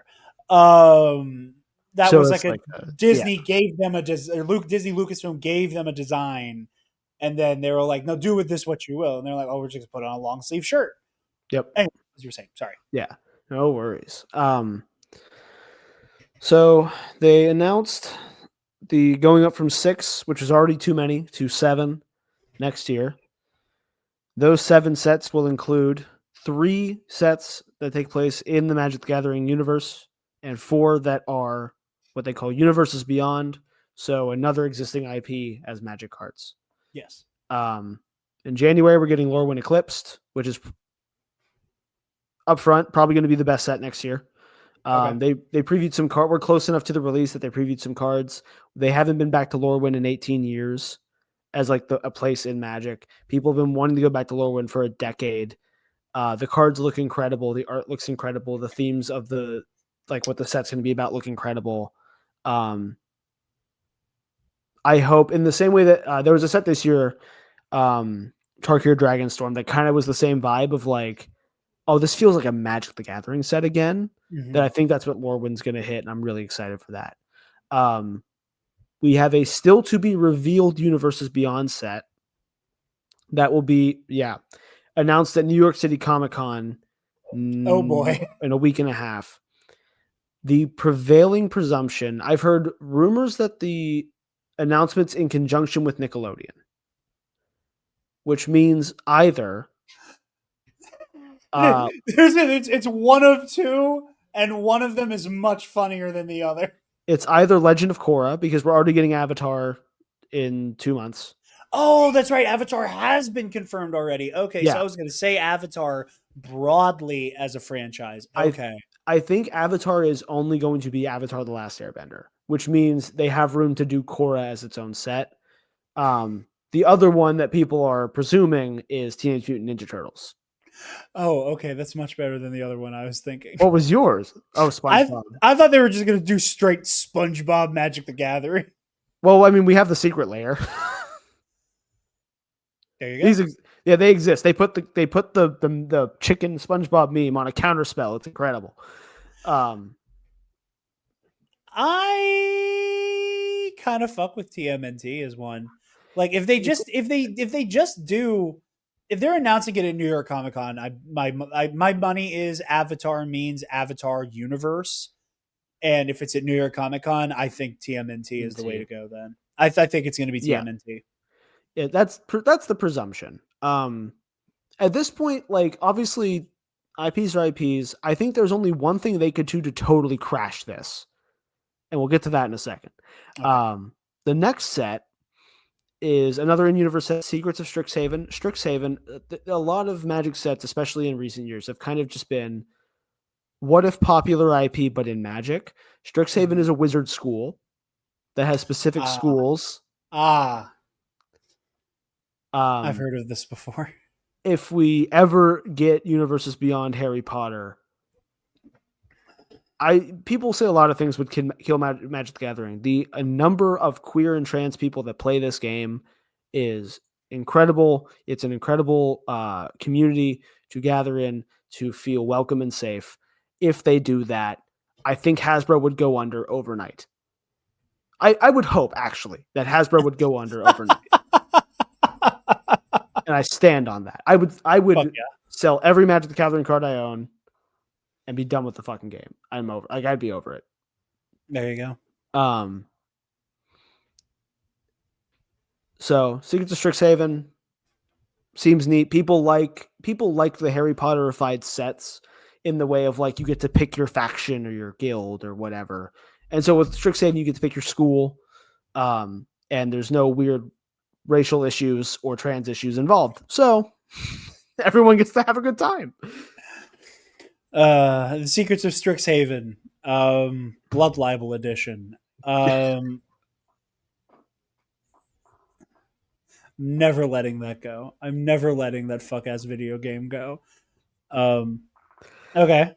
Then we are getting the one that's coming for you in June of next year, Magic the Gathering Marvel Superheroes, which we have the key art for. They showed a lot of art from this set. Does not surprise me. Does not surprise me. an Iron Man art that has a bunch of suits in it. They showed Captain America punching a Hydra agent, and definitely not a Nazi, but totally a Nazi.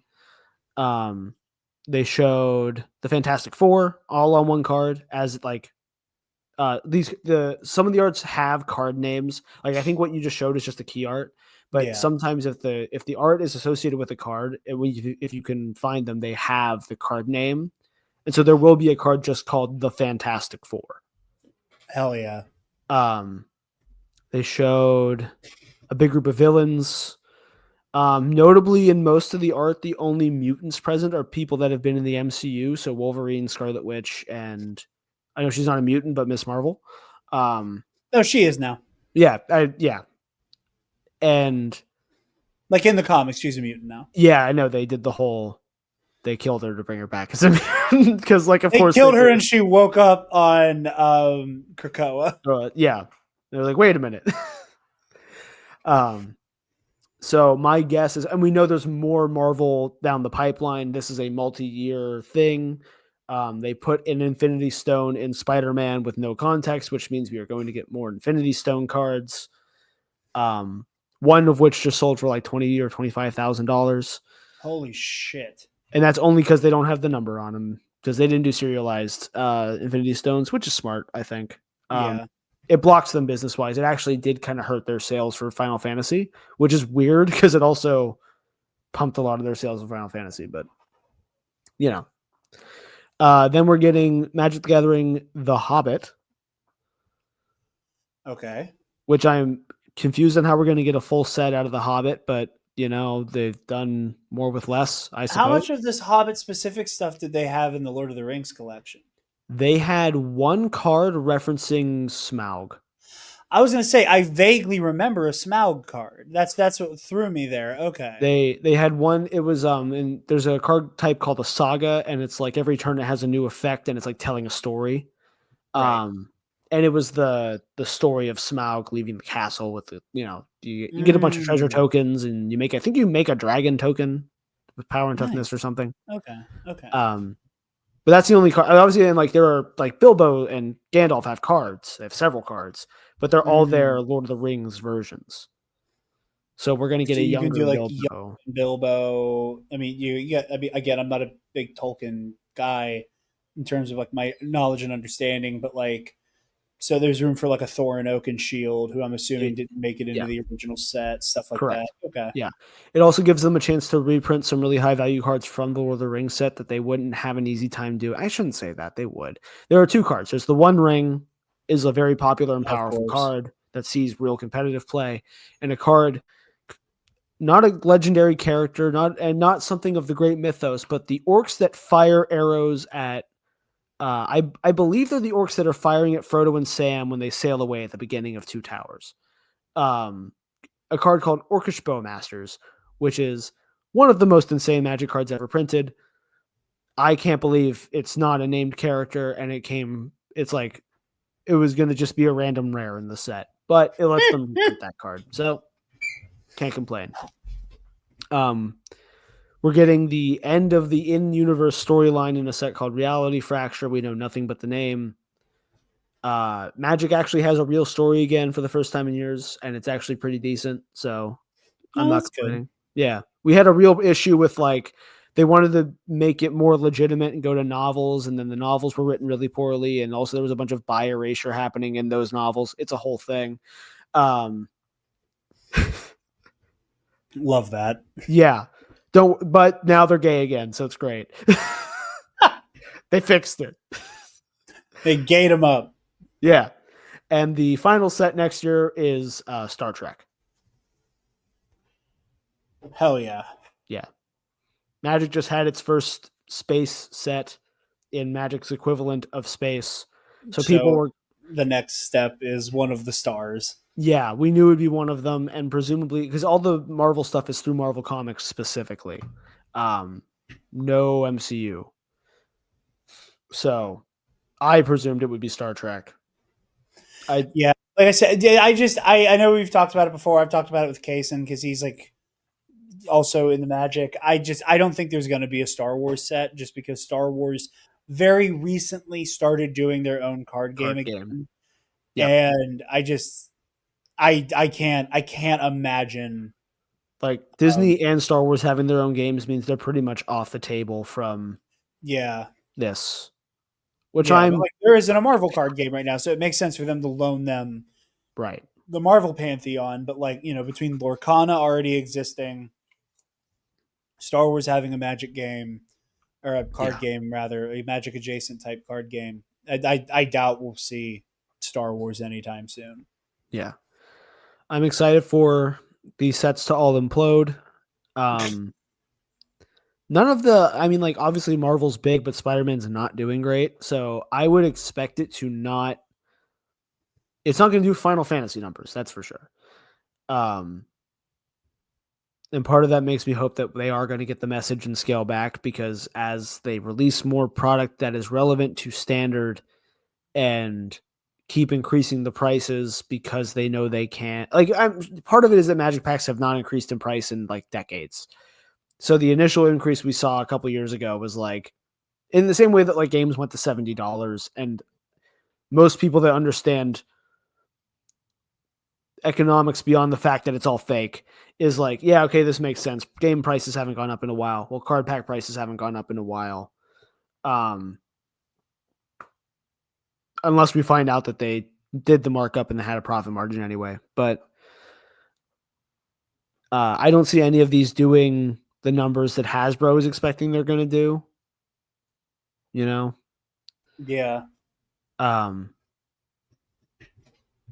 So maybe then they'll get the message and scale back, and I'll not have to be in perpetual hype mode. Yeah, that ends up being a snake that eats its own tail. I mean, I struggle being in any type of like niche economy that is based so much around resale. Like that's something that's really frustrating. Like once I got back into being like a sneakerhead, I get so frustrated with the amount of people who will base the hype and the desirability of a sneaker around like how much it will ultimately cost to get like off market or out of the traditional like retail market. Yeah. It's something that frustrates me, just because like it ends up being like the only thing that is popular is the most unobtainable thing. And I've always hated that. There's a small amount of that with Roosevelt's, but it's much more sportsmanlike. It's a lot more like, oh, like I wanted, like there's this shirt called the Kraken that came out at a convention. It was a design. It kind of had like a a very like cartoony kind of like waves all over it, and like a pirate ship with like tentacles wrapped around it, kind of printed all over the shirt in like various stages of being pulled into the ocean. And people fucking loved it. It was a convention exclusive, which meant either if you were there, you got it, or you needed to know somebody who was there to get it for you. And if you didn't know somebody who was there who could get it for you, you had to ask somebody who you knew was going to be there, and they knew, because everybody wouldn't shut the fuck up about how much they love the Kraken in the Facebook group. Well, I can comfortably ask for $300 to buy this shirt for you that is $70, maybe plus tax depending where you're at, and then ship it to you for 10. And I've made like $230 profit, and and again, like there's an understanding of like people will want this. Like I want to be paid what I'm owed because of this market here, but there's never like a weird like, oh, you're wearing one of the newer shirts, like right. you don't have the red tag Sandlot shirt, like a lot of it is like a flex for the sake of going, hey, this is rare, isn't that cool? And it's That's not how so much Magic like is most of the time too. Yeah, but it's just like every time I hear something about Magic, like it feels like so much of the economy of Magic relies on the resale market. Yeah. And that is something I bristle with just as a concept, but I get it. And it is killing the game, obviously. And like it's the thing where like I don't know if you've ever seen graded cards where they're like in the plastic casing and they have yeah. Okay. Or people, first of all, if you're grading a card that's been released in the last 5 years, you're high and need help. Like, I get really excited. I don't own any graded cards. I don't own any cards worth grading. I go out of my way to buy the most beat up versions of cards. One, because they're so much cheaper, and two, because I'm playing these cards, right? I love the weathered look of them. There's a YouTube channel called Ristic Studies that has a whole video essay about beat up old cards, and it's a very beautiful love letter to, like, the card you left in your pocket that still plays in a sleeve that you love. That, like, it's such a good video to explain that kind of feeling. But I still think it's really cool to be like, oh, that's like a 8.5 Black Lotus or whatever, And then you see someone grade a Soul Stone, which, like, maybe, or like the serialized cards, it's understandable because they're serialized. It's like 1 of 100 or whatever. For sure, yeah. Right? If you have a random, basic, non-foil mythic rare card even like I showed you this before we started, but I have like this really cool Spider-Man, right? Yeah. It's 2-sided, it's foily, it's the alternate art that's harder to get. Opened it in a pack because I got lucky and I did pretty well at the pre-release, so I got a bunch of free packs. Less competition meant I got to do better. Also, star of the set, Spider-Woman. Her card is busted. I love it. And it's Jessica Drew, Spider-Woman, right? Red and yellow suit, flies, long dark hair. Yeah. Okay. In the Spider-Man deck I built, actually. Yeah. But like, if it's just like one of those and you have it in a slab with a 10 on it, because of course it's going to grade a 10. All of these cards have like better printing conditions now, and they're going to ship better. Yeah. Like, what are you doing, man? That's not. Yeah. And they're doing it. Post Malone's $1 million One Ring, Yeah. 2.8? 2.8. And still not the highest Magic sale of all time.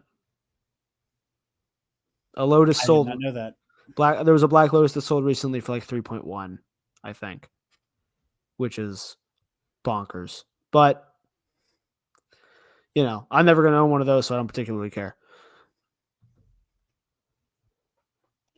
Well, like I said, interesting stuff. This was something, again, I don't play the game, but I find myself fascinated by the culture around it. And I love when you bring Magic news to the table. Yeah, but I've also gotten obsessed recently with getting my cards signed by the artists. Oh, that's cool. They do convention circuits. And I wish there were more, and like they also do prints of the art too. So like I have a art of my favorite Planeswalker that I need to hang somewhere. But I wish there was more of the Spider-Man artists going to conventions. Hell yeah. Well, next time I go to Fan Expo Philly, I know they had a couple card artists there this most recent time. So I'll be sure to show you the artist lineup, and you can either come with us or, cop, or send me with your stuff. I'll get it done. But going into our last story here on episode 200, we finally got signs of life from Marvel's Wolverine. A mythical story for a mythical episode. And I know there was a lot of interviews and a lot of talk with the developers. I skipped that mostly because I kind of want to wait until we get another look at this at the spring before I start like obsessing over those details. This is going to be trailer talk. I haven't seen any of the interview stuff really. I know that like the main thing is they basically like spent a lot of money on basically doing the Deadliest Warrior to figure out like what's a new type of gore and viscera we can do that nobody's done before. Yeah, that's pretty much it. It's like we've been working really. I did watch most of the interview stuff off of the State of Play.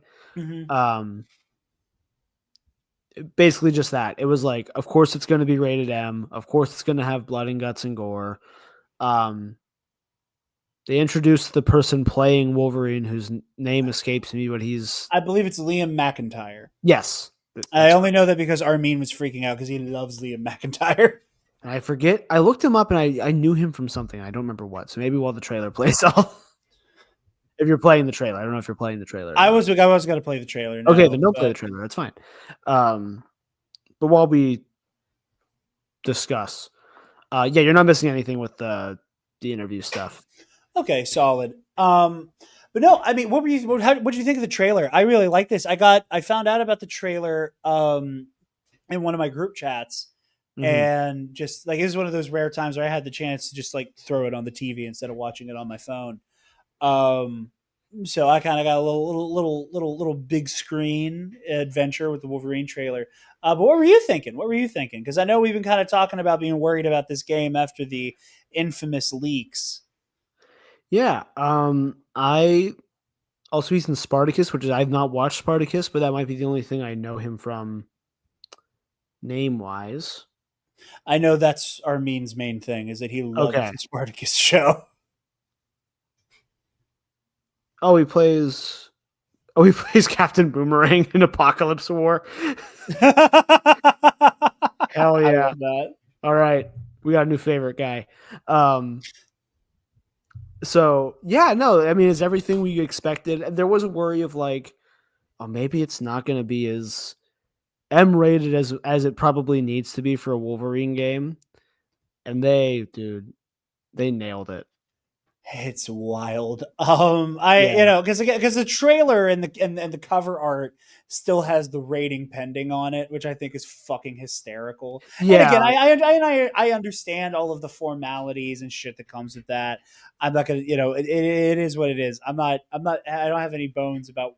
I saw the trailer. I know this is an M-rated fucking game, and that was why I laughed. It's like, oh, rating pending. I just watched the guy's face get filleted. Yeah. Like I saw a guy catch claws to the face, and I watched flesh dangle like off of his cheek. I don't think this is making a T rating.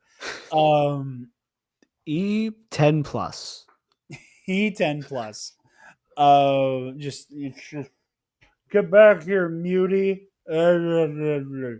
Um, but no, I really did like this trailer. I'm already really enjoying Liam McIntyre's performance as um Mhm. Wolverine. I know there was a whole lot of hubbub about Yuri Lowenthal playing Spider-Man or playing Peter Parker. I knew so little about the game on purpose. I just wanted to sit down and play it. And I kind of avoided all of that. I just, I waited till the game came out, rented it from Family Video, RIP, and just played the shit out of it. And I remember sitting down going, wow, I really like this Spider-Man. And then we talked, and you were like, oh, people were worried about this casting decision. And I was like, I don't get Well, it. I don't yeah. understand. I was like, again, I didn't Yuri have the time to worry about it. Yuri pulled something off that I never thought he would for me because anytime I hear Yuri in anything, it's just Sasuke. I remember you telling me that Like was growing up on Naruto, it's like, okay, I'm listening to Sasuke talk right now, and that's like in that way, like when you know someone's voice super well and it like can take you out of it a little bit. yeah. And something about his performance as Peter, maybe it's like again, the storytelling in the games is good, his acting's great. He pulled it off. Well, you were saying with like knowing the actor's voice. I remember watching the SpongeBob movie for the first time after the Clone Wars had come out, Mm-hmm. and I remember getting really distracted that in the bar after the bubble gets blown, that like D. Bradley Baker is just doing a clone trooper voice. Yeah. And granted, he hadn't recorded a single line as a single clone yet, but it was just the kind of Kiwi mixed with the core world accent. It's just like I'm not a Yeah. bubble blowing baby, General Skywalker. Like it Yeah. was, So I know exactly what you mean. Like I hear, my favorite game to play with Taylor whenever I was showing her the Clone Wars was, if you listen carefully, you will realize that James Arnold Taylor, weirdo that he is most of the characters in the room, and the ones not played by James Arnold Taylor, not even counting the clones, are D. Bradley Baker. And every so often, Tom Kane will show up as well. Like it's very like you get you said you get the ear for Yeah. it. So like I said, I don't know if there's any pushback to McIntyre's casting. I like what he did in the trailer so far. It wasn't Steve Blum, Mm-hmm. which I know is kind of everybody's expected Wolverine, but um, yeah, I like the performance so far. The action is really good. These are one of those things where it's like I'm not necessarily buying the game for the gore and the viscera. but I'm here for the action. I want the combat to feel like like there's a certain feel for the combat I want. I don't need Wolverine to hit somebody and their intestines fall out. Like I'm not one of those people who like I don't want to see Wolverine unless it is horrific watching him fight. Like I am okay with the idea, very 2003 Ninja Turtles, where like Leonardo would just hit people with the dull end of his katana. Yeah. I am okay with the idea of Wolverine like inflicting like surface level flesh wounds that will stun or incapacitate and just kind of like bonking somebody with the not razor sharp part of the claw. So like it's not necessarily I need it to be gory, but I want the combat to feel like I'm playing as somebody who is incredibly capable, incredibly violent, incredibly hard to kill, can be a damage sponge. And the trailer very much gives that vibe. And it lends itself towards being the kind of story you tell with Wolverine, who is very free to be this kind of violent, because it does not feel like he is quite yet an X-Man. At least at the beginning of the game. I know there's some stuff that is, again, I don't want to talk about the leaks directly, but the leaks have implied that might be part of the story is his membership in the X-Men. We'll see what that still comes to pass. I won't get into specifics, but I really like that. Already great signs seeing the likes of Omega Red show up in the trailer. Like that was something that got me really excited, was like, I didn't see Sabretooth. I didn't see Silver Samurai.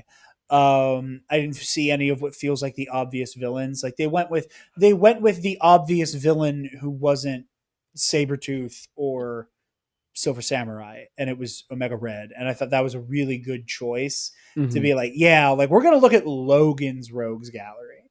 And that that was a lot of fun. Yeah, I really love this trailer. Again, I implore people to let go of the leaks. I don't want people's like expectations of what an alpha build or plot leaks or scripting or whatever to be what we judge this game by. We don't know what has changed since then. We don't know what they would want to change since then. There's so many factors that kind of exist outside of the leaks that we don't know. And yeah, just really, really love this trailer. And I was so happy to just, like I said, see signs of life for this game. For sure.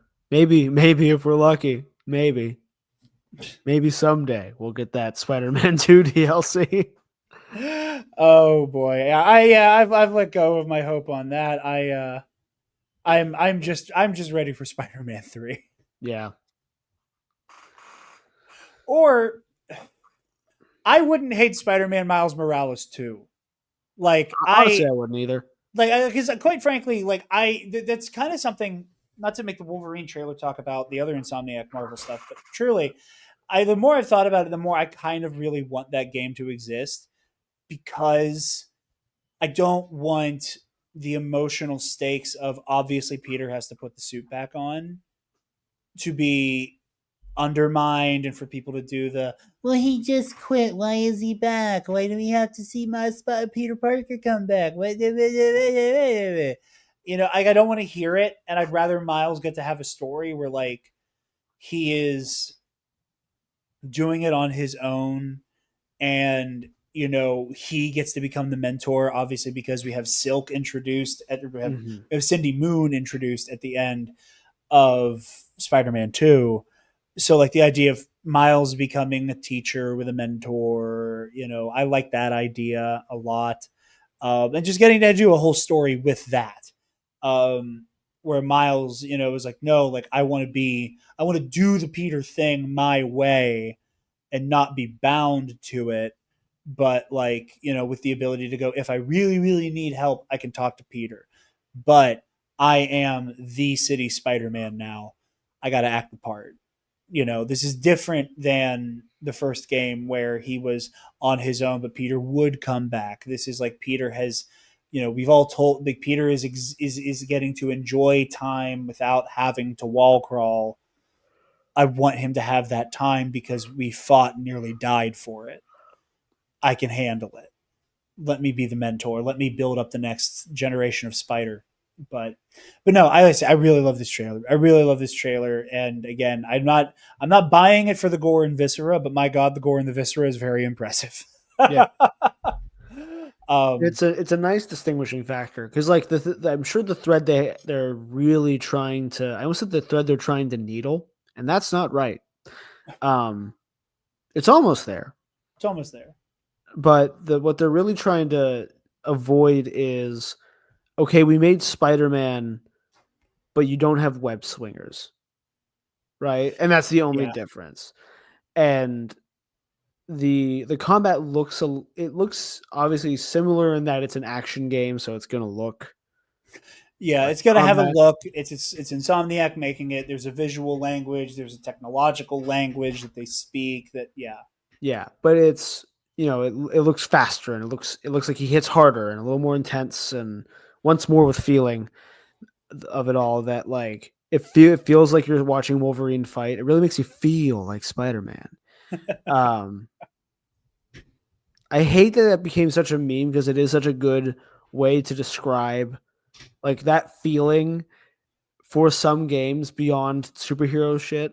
Yeah. And it's just ruined because you can't say it now without it being the meme. Spider-Man, I don't know if Spider-Man 2 had it, but I know Spider-Man and Spider-Man Miles Morales went 2 for 2 with like infamous review quotes. Yeah. Between makes you feel like Spider-Man and then, the exaggerated swagger of a black teen. Like I don't know if Spider-Man 2 ended up with one of those, but no, I think they traded it for all of the insane people losing their minds that it lost to Baldur's Gate 3 at the Game Awards.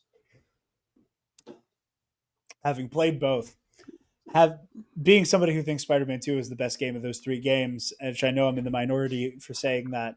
Yeah, that was Baldur's Gate's award. And it wasn't close. No. Um I just beat it for the 3rd time this past weekend. Baldur's Gate. Uh-huh. Hell yeah. Fucking love that shit, man. Yeah, and then of course like the risk of like if they didn't make it rated M, not that either of us would have been upset by it, but definitely there would have been a crowd, and to an extent there's a level of like, oh, you really didn't want to take the work to make something different, even though that's not necessarily the case, but like Yeah. you could maybe feel that from that decision. Whereas instead they were like, no, we really wanted to make this stand out as its own experience. Yeah, and again, and I get that impulse to be like, to do Wolverine justice, he has to be filleting people. Again, I don't necessarily subscribe to that. We've had Wolverine fight in the comics for how many decades, and it wasn't, Right. Again, guts on the floor. And So I don't need that, but I get why people want to have that experience of like, I have 6 like adamantium fucking knives coming out of my hands, and when I punch a guy with these, his face should fall off. Yeah. I get it. I get it. I get wanting the experience. Violence in video games is fun. We'll be Luddites about it. I'm the Mortal Kombat player here. I'm not going to sit here and act like it isn't fun to, liquefy somebody, but I think it's almost more exaggerated because they made Spider-Man. Like if they were coming into this raw, they could get away with less gore and violence. yeah. And again, Well, for us, they could do that anyway. But the because Spider-Man combat feels so authentic. Right. It feels so, like, again, like, not that you feel like Spider-Man, but like you authentically have that moment with like, you build up a momentum to it. Like There's a rhythm game aspect to it. There's a rhythm game aspect to it, but there also allows for different play styles. Like Spider-Man 1, I am a gadget spammer. Mm-hmm. I am a total gadget spammer. I will let people cluster. I will dodge like a crazy person to let people cluster, drop a web bomb, drop a trip mine, and then go to work. Spider-Man 2, I'm way more of an aerial fighter. I have people in the air. I'm shooting webs from the air. I'm deploying gadgets from the air. Unless I have the black suit, at which point I barely leave the ground, and then it's just just carnage, no pun intended, on the floor. but like I think that the Spider-Man games lend themselves to very specific, like you can do a lot with all of the same ingredients. Mm-hmm. Where like with Wolverine, like the point is you're a high damage dealing damage sponge, and already I think there's an authenticity to the combat you can feel, and part of that authenticity is I punched this guy in the face with my knife hand, and now his face is falling off. Yeah. Like, so I said it looks really good. I like Wolverine's suit on the cover art. Mm-hmm. I'm into it. We'll see what other suits are in the game. Time will tell. I know there's like an adamantium armor suit that was in the comics that people are already saying, "Oh, I know what the final suit's gonna be. I know what he's wearing specifically to fight the big bad." Which, take or leave that however you feel. I know I like my final suits in the Insomniac games. Yeah, I don't know that it would fit Wolverine as well, but at the same time, I'm not a writer, so Yeah. I'm not going to complain. There is also the licensing with Hot Toys where it's like you need to make X amount of things that we can Excuse make a fucking toy out of. Yeah. Which, and again, like I know we're gonna get the suit that's on the cover art. We're gonna get him in his jacket. We're gonna get him in the bar with the cowboy hat. We're gonna get the tan suit. We're gonna get Deadpool and Wolverine. We'll probably get the X-Men original trilogy suit. Probably Days of Future Past. Probably Ultimates, or the Ultimate suit right now, where it's like black and red Mm-hmm. and you can't see his face. Like he's got like a cover on the cowl, where it's like a full mask. There's obvious ones. X Force, that'll probably be in there. But I'm excited. I'm excited to see the suit spread as well. But yeah. Is that all we got? I think so. Hell yeah. Well, again, I want to thank everybody at home, everybody who has worked on this show, everybody who's been a guest on this show, everybody who supports this show. Thank you all so very, very much for being with us for 200 episodes of the Nerd Academy podcast and however many other episodes of every other show.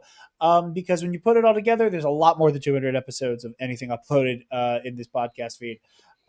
There's a lot. So between KNR and TNAP, I'm pretty sure it's pushing 400. Because I think KNR is at 180 something, and this is at 200. So, throw that in there.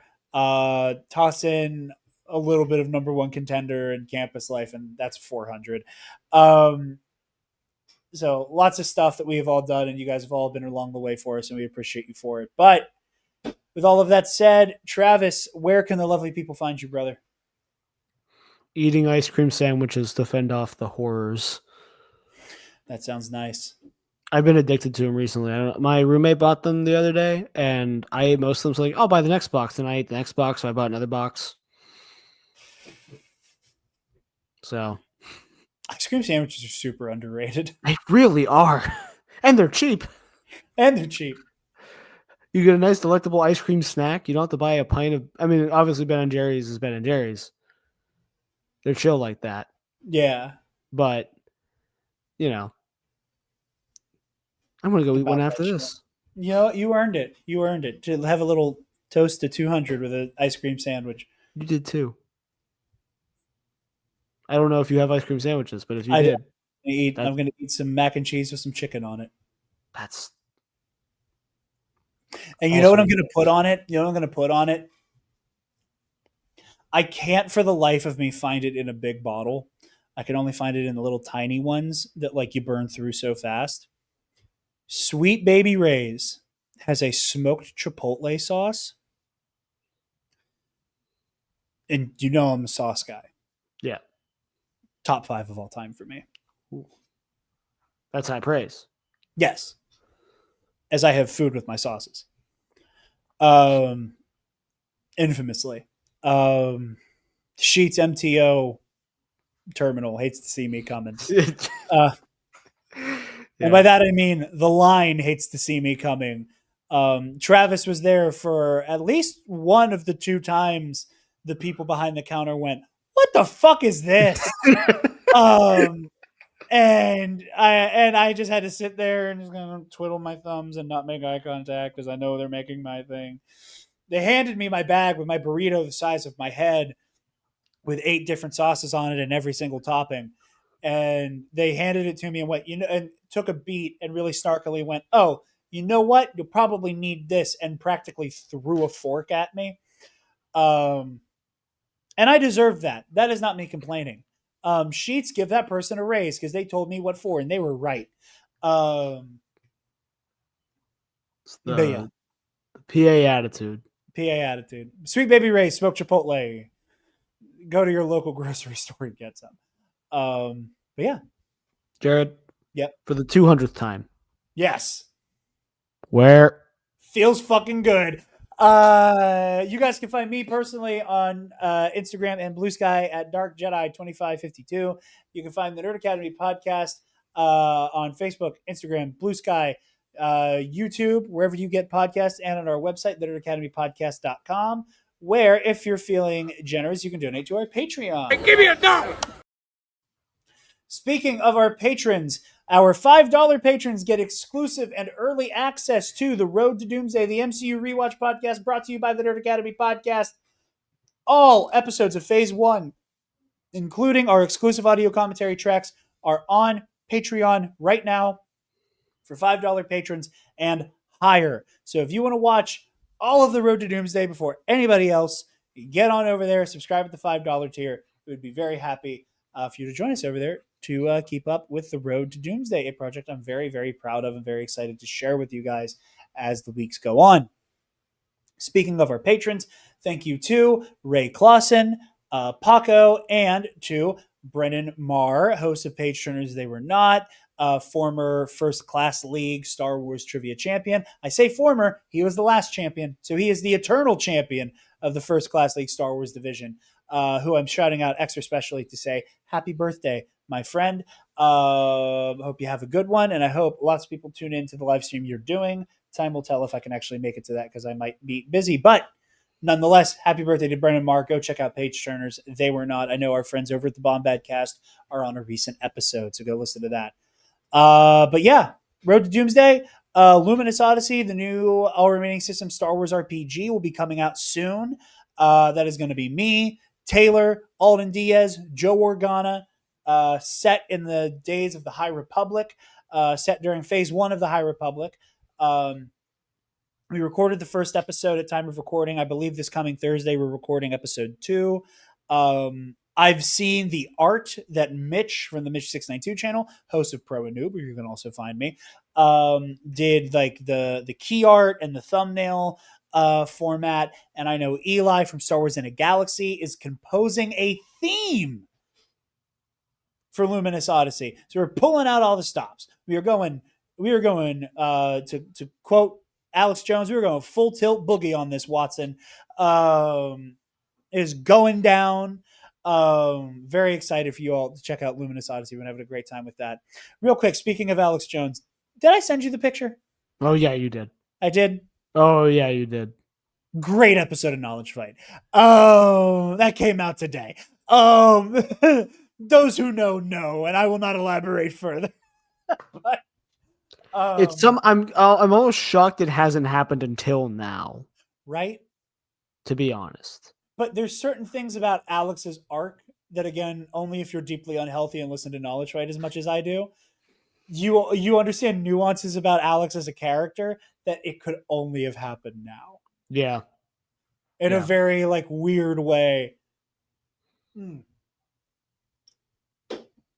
Polish off that seltzer. But yeah. Thank you all very much for joining us for the last 200 episodes. Be sure to check out Epic Confrontations, check out Luminous Odyssey, check out Pro and Noob, and check out The Road to Doomsday, Episode 0. Oh, also, Road to Doomsday, my plan is for it to always come out on Mondays. It's Marvel Monday, baby. So those will all be out on Mondays at 9 a.m. Eastern Time. So that is the goal. I'm pretty loosey-goosey with the other shows we do. I know Joel recorded that intro where he says 12 p.m. Eastern Time. Oops. This will probably be out in an hour from when we're done recording, which I'm sure will probably not be good for watch time and views and shit, but I'm bad at that.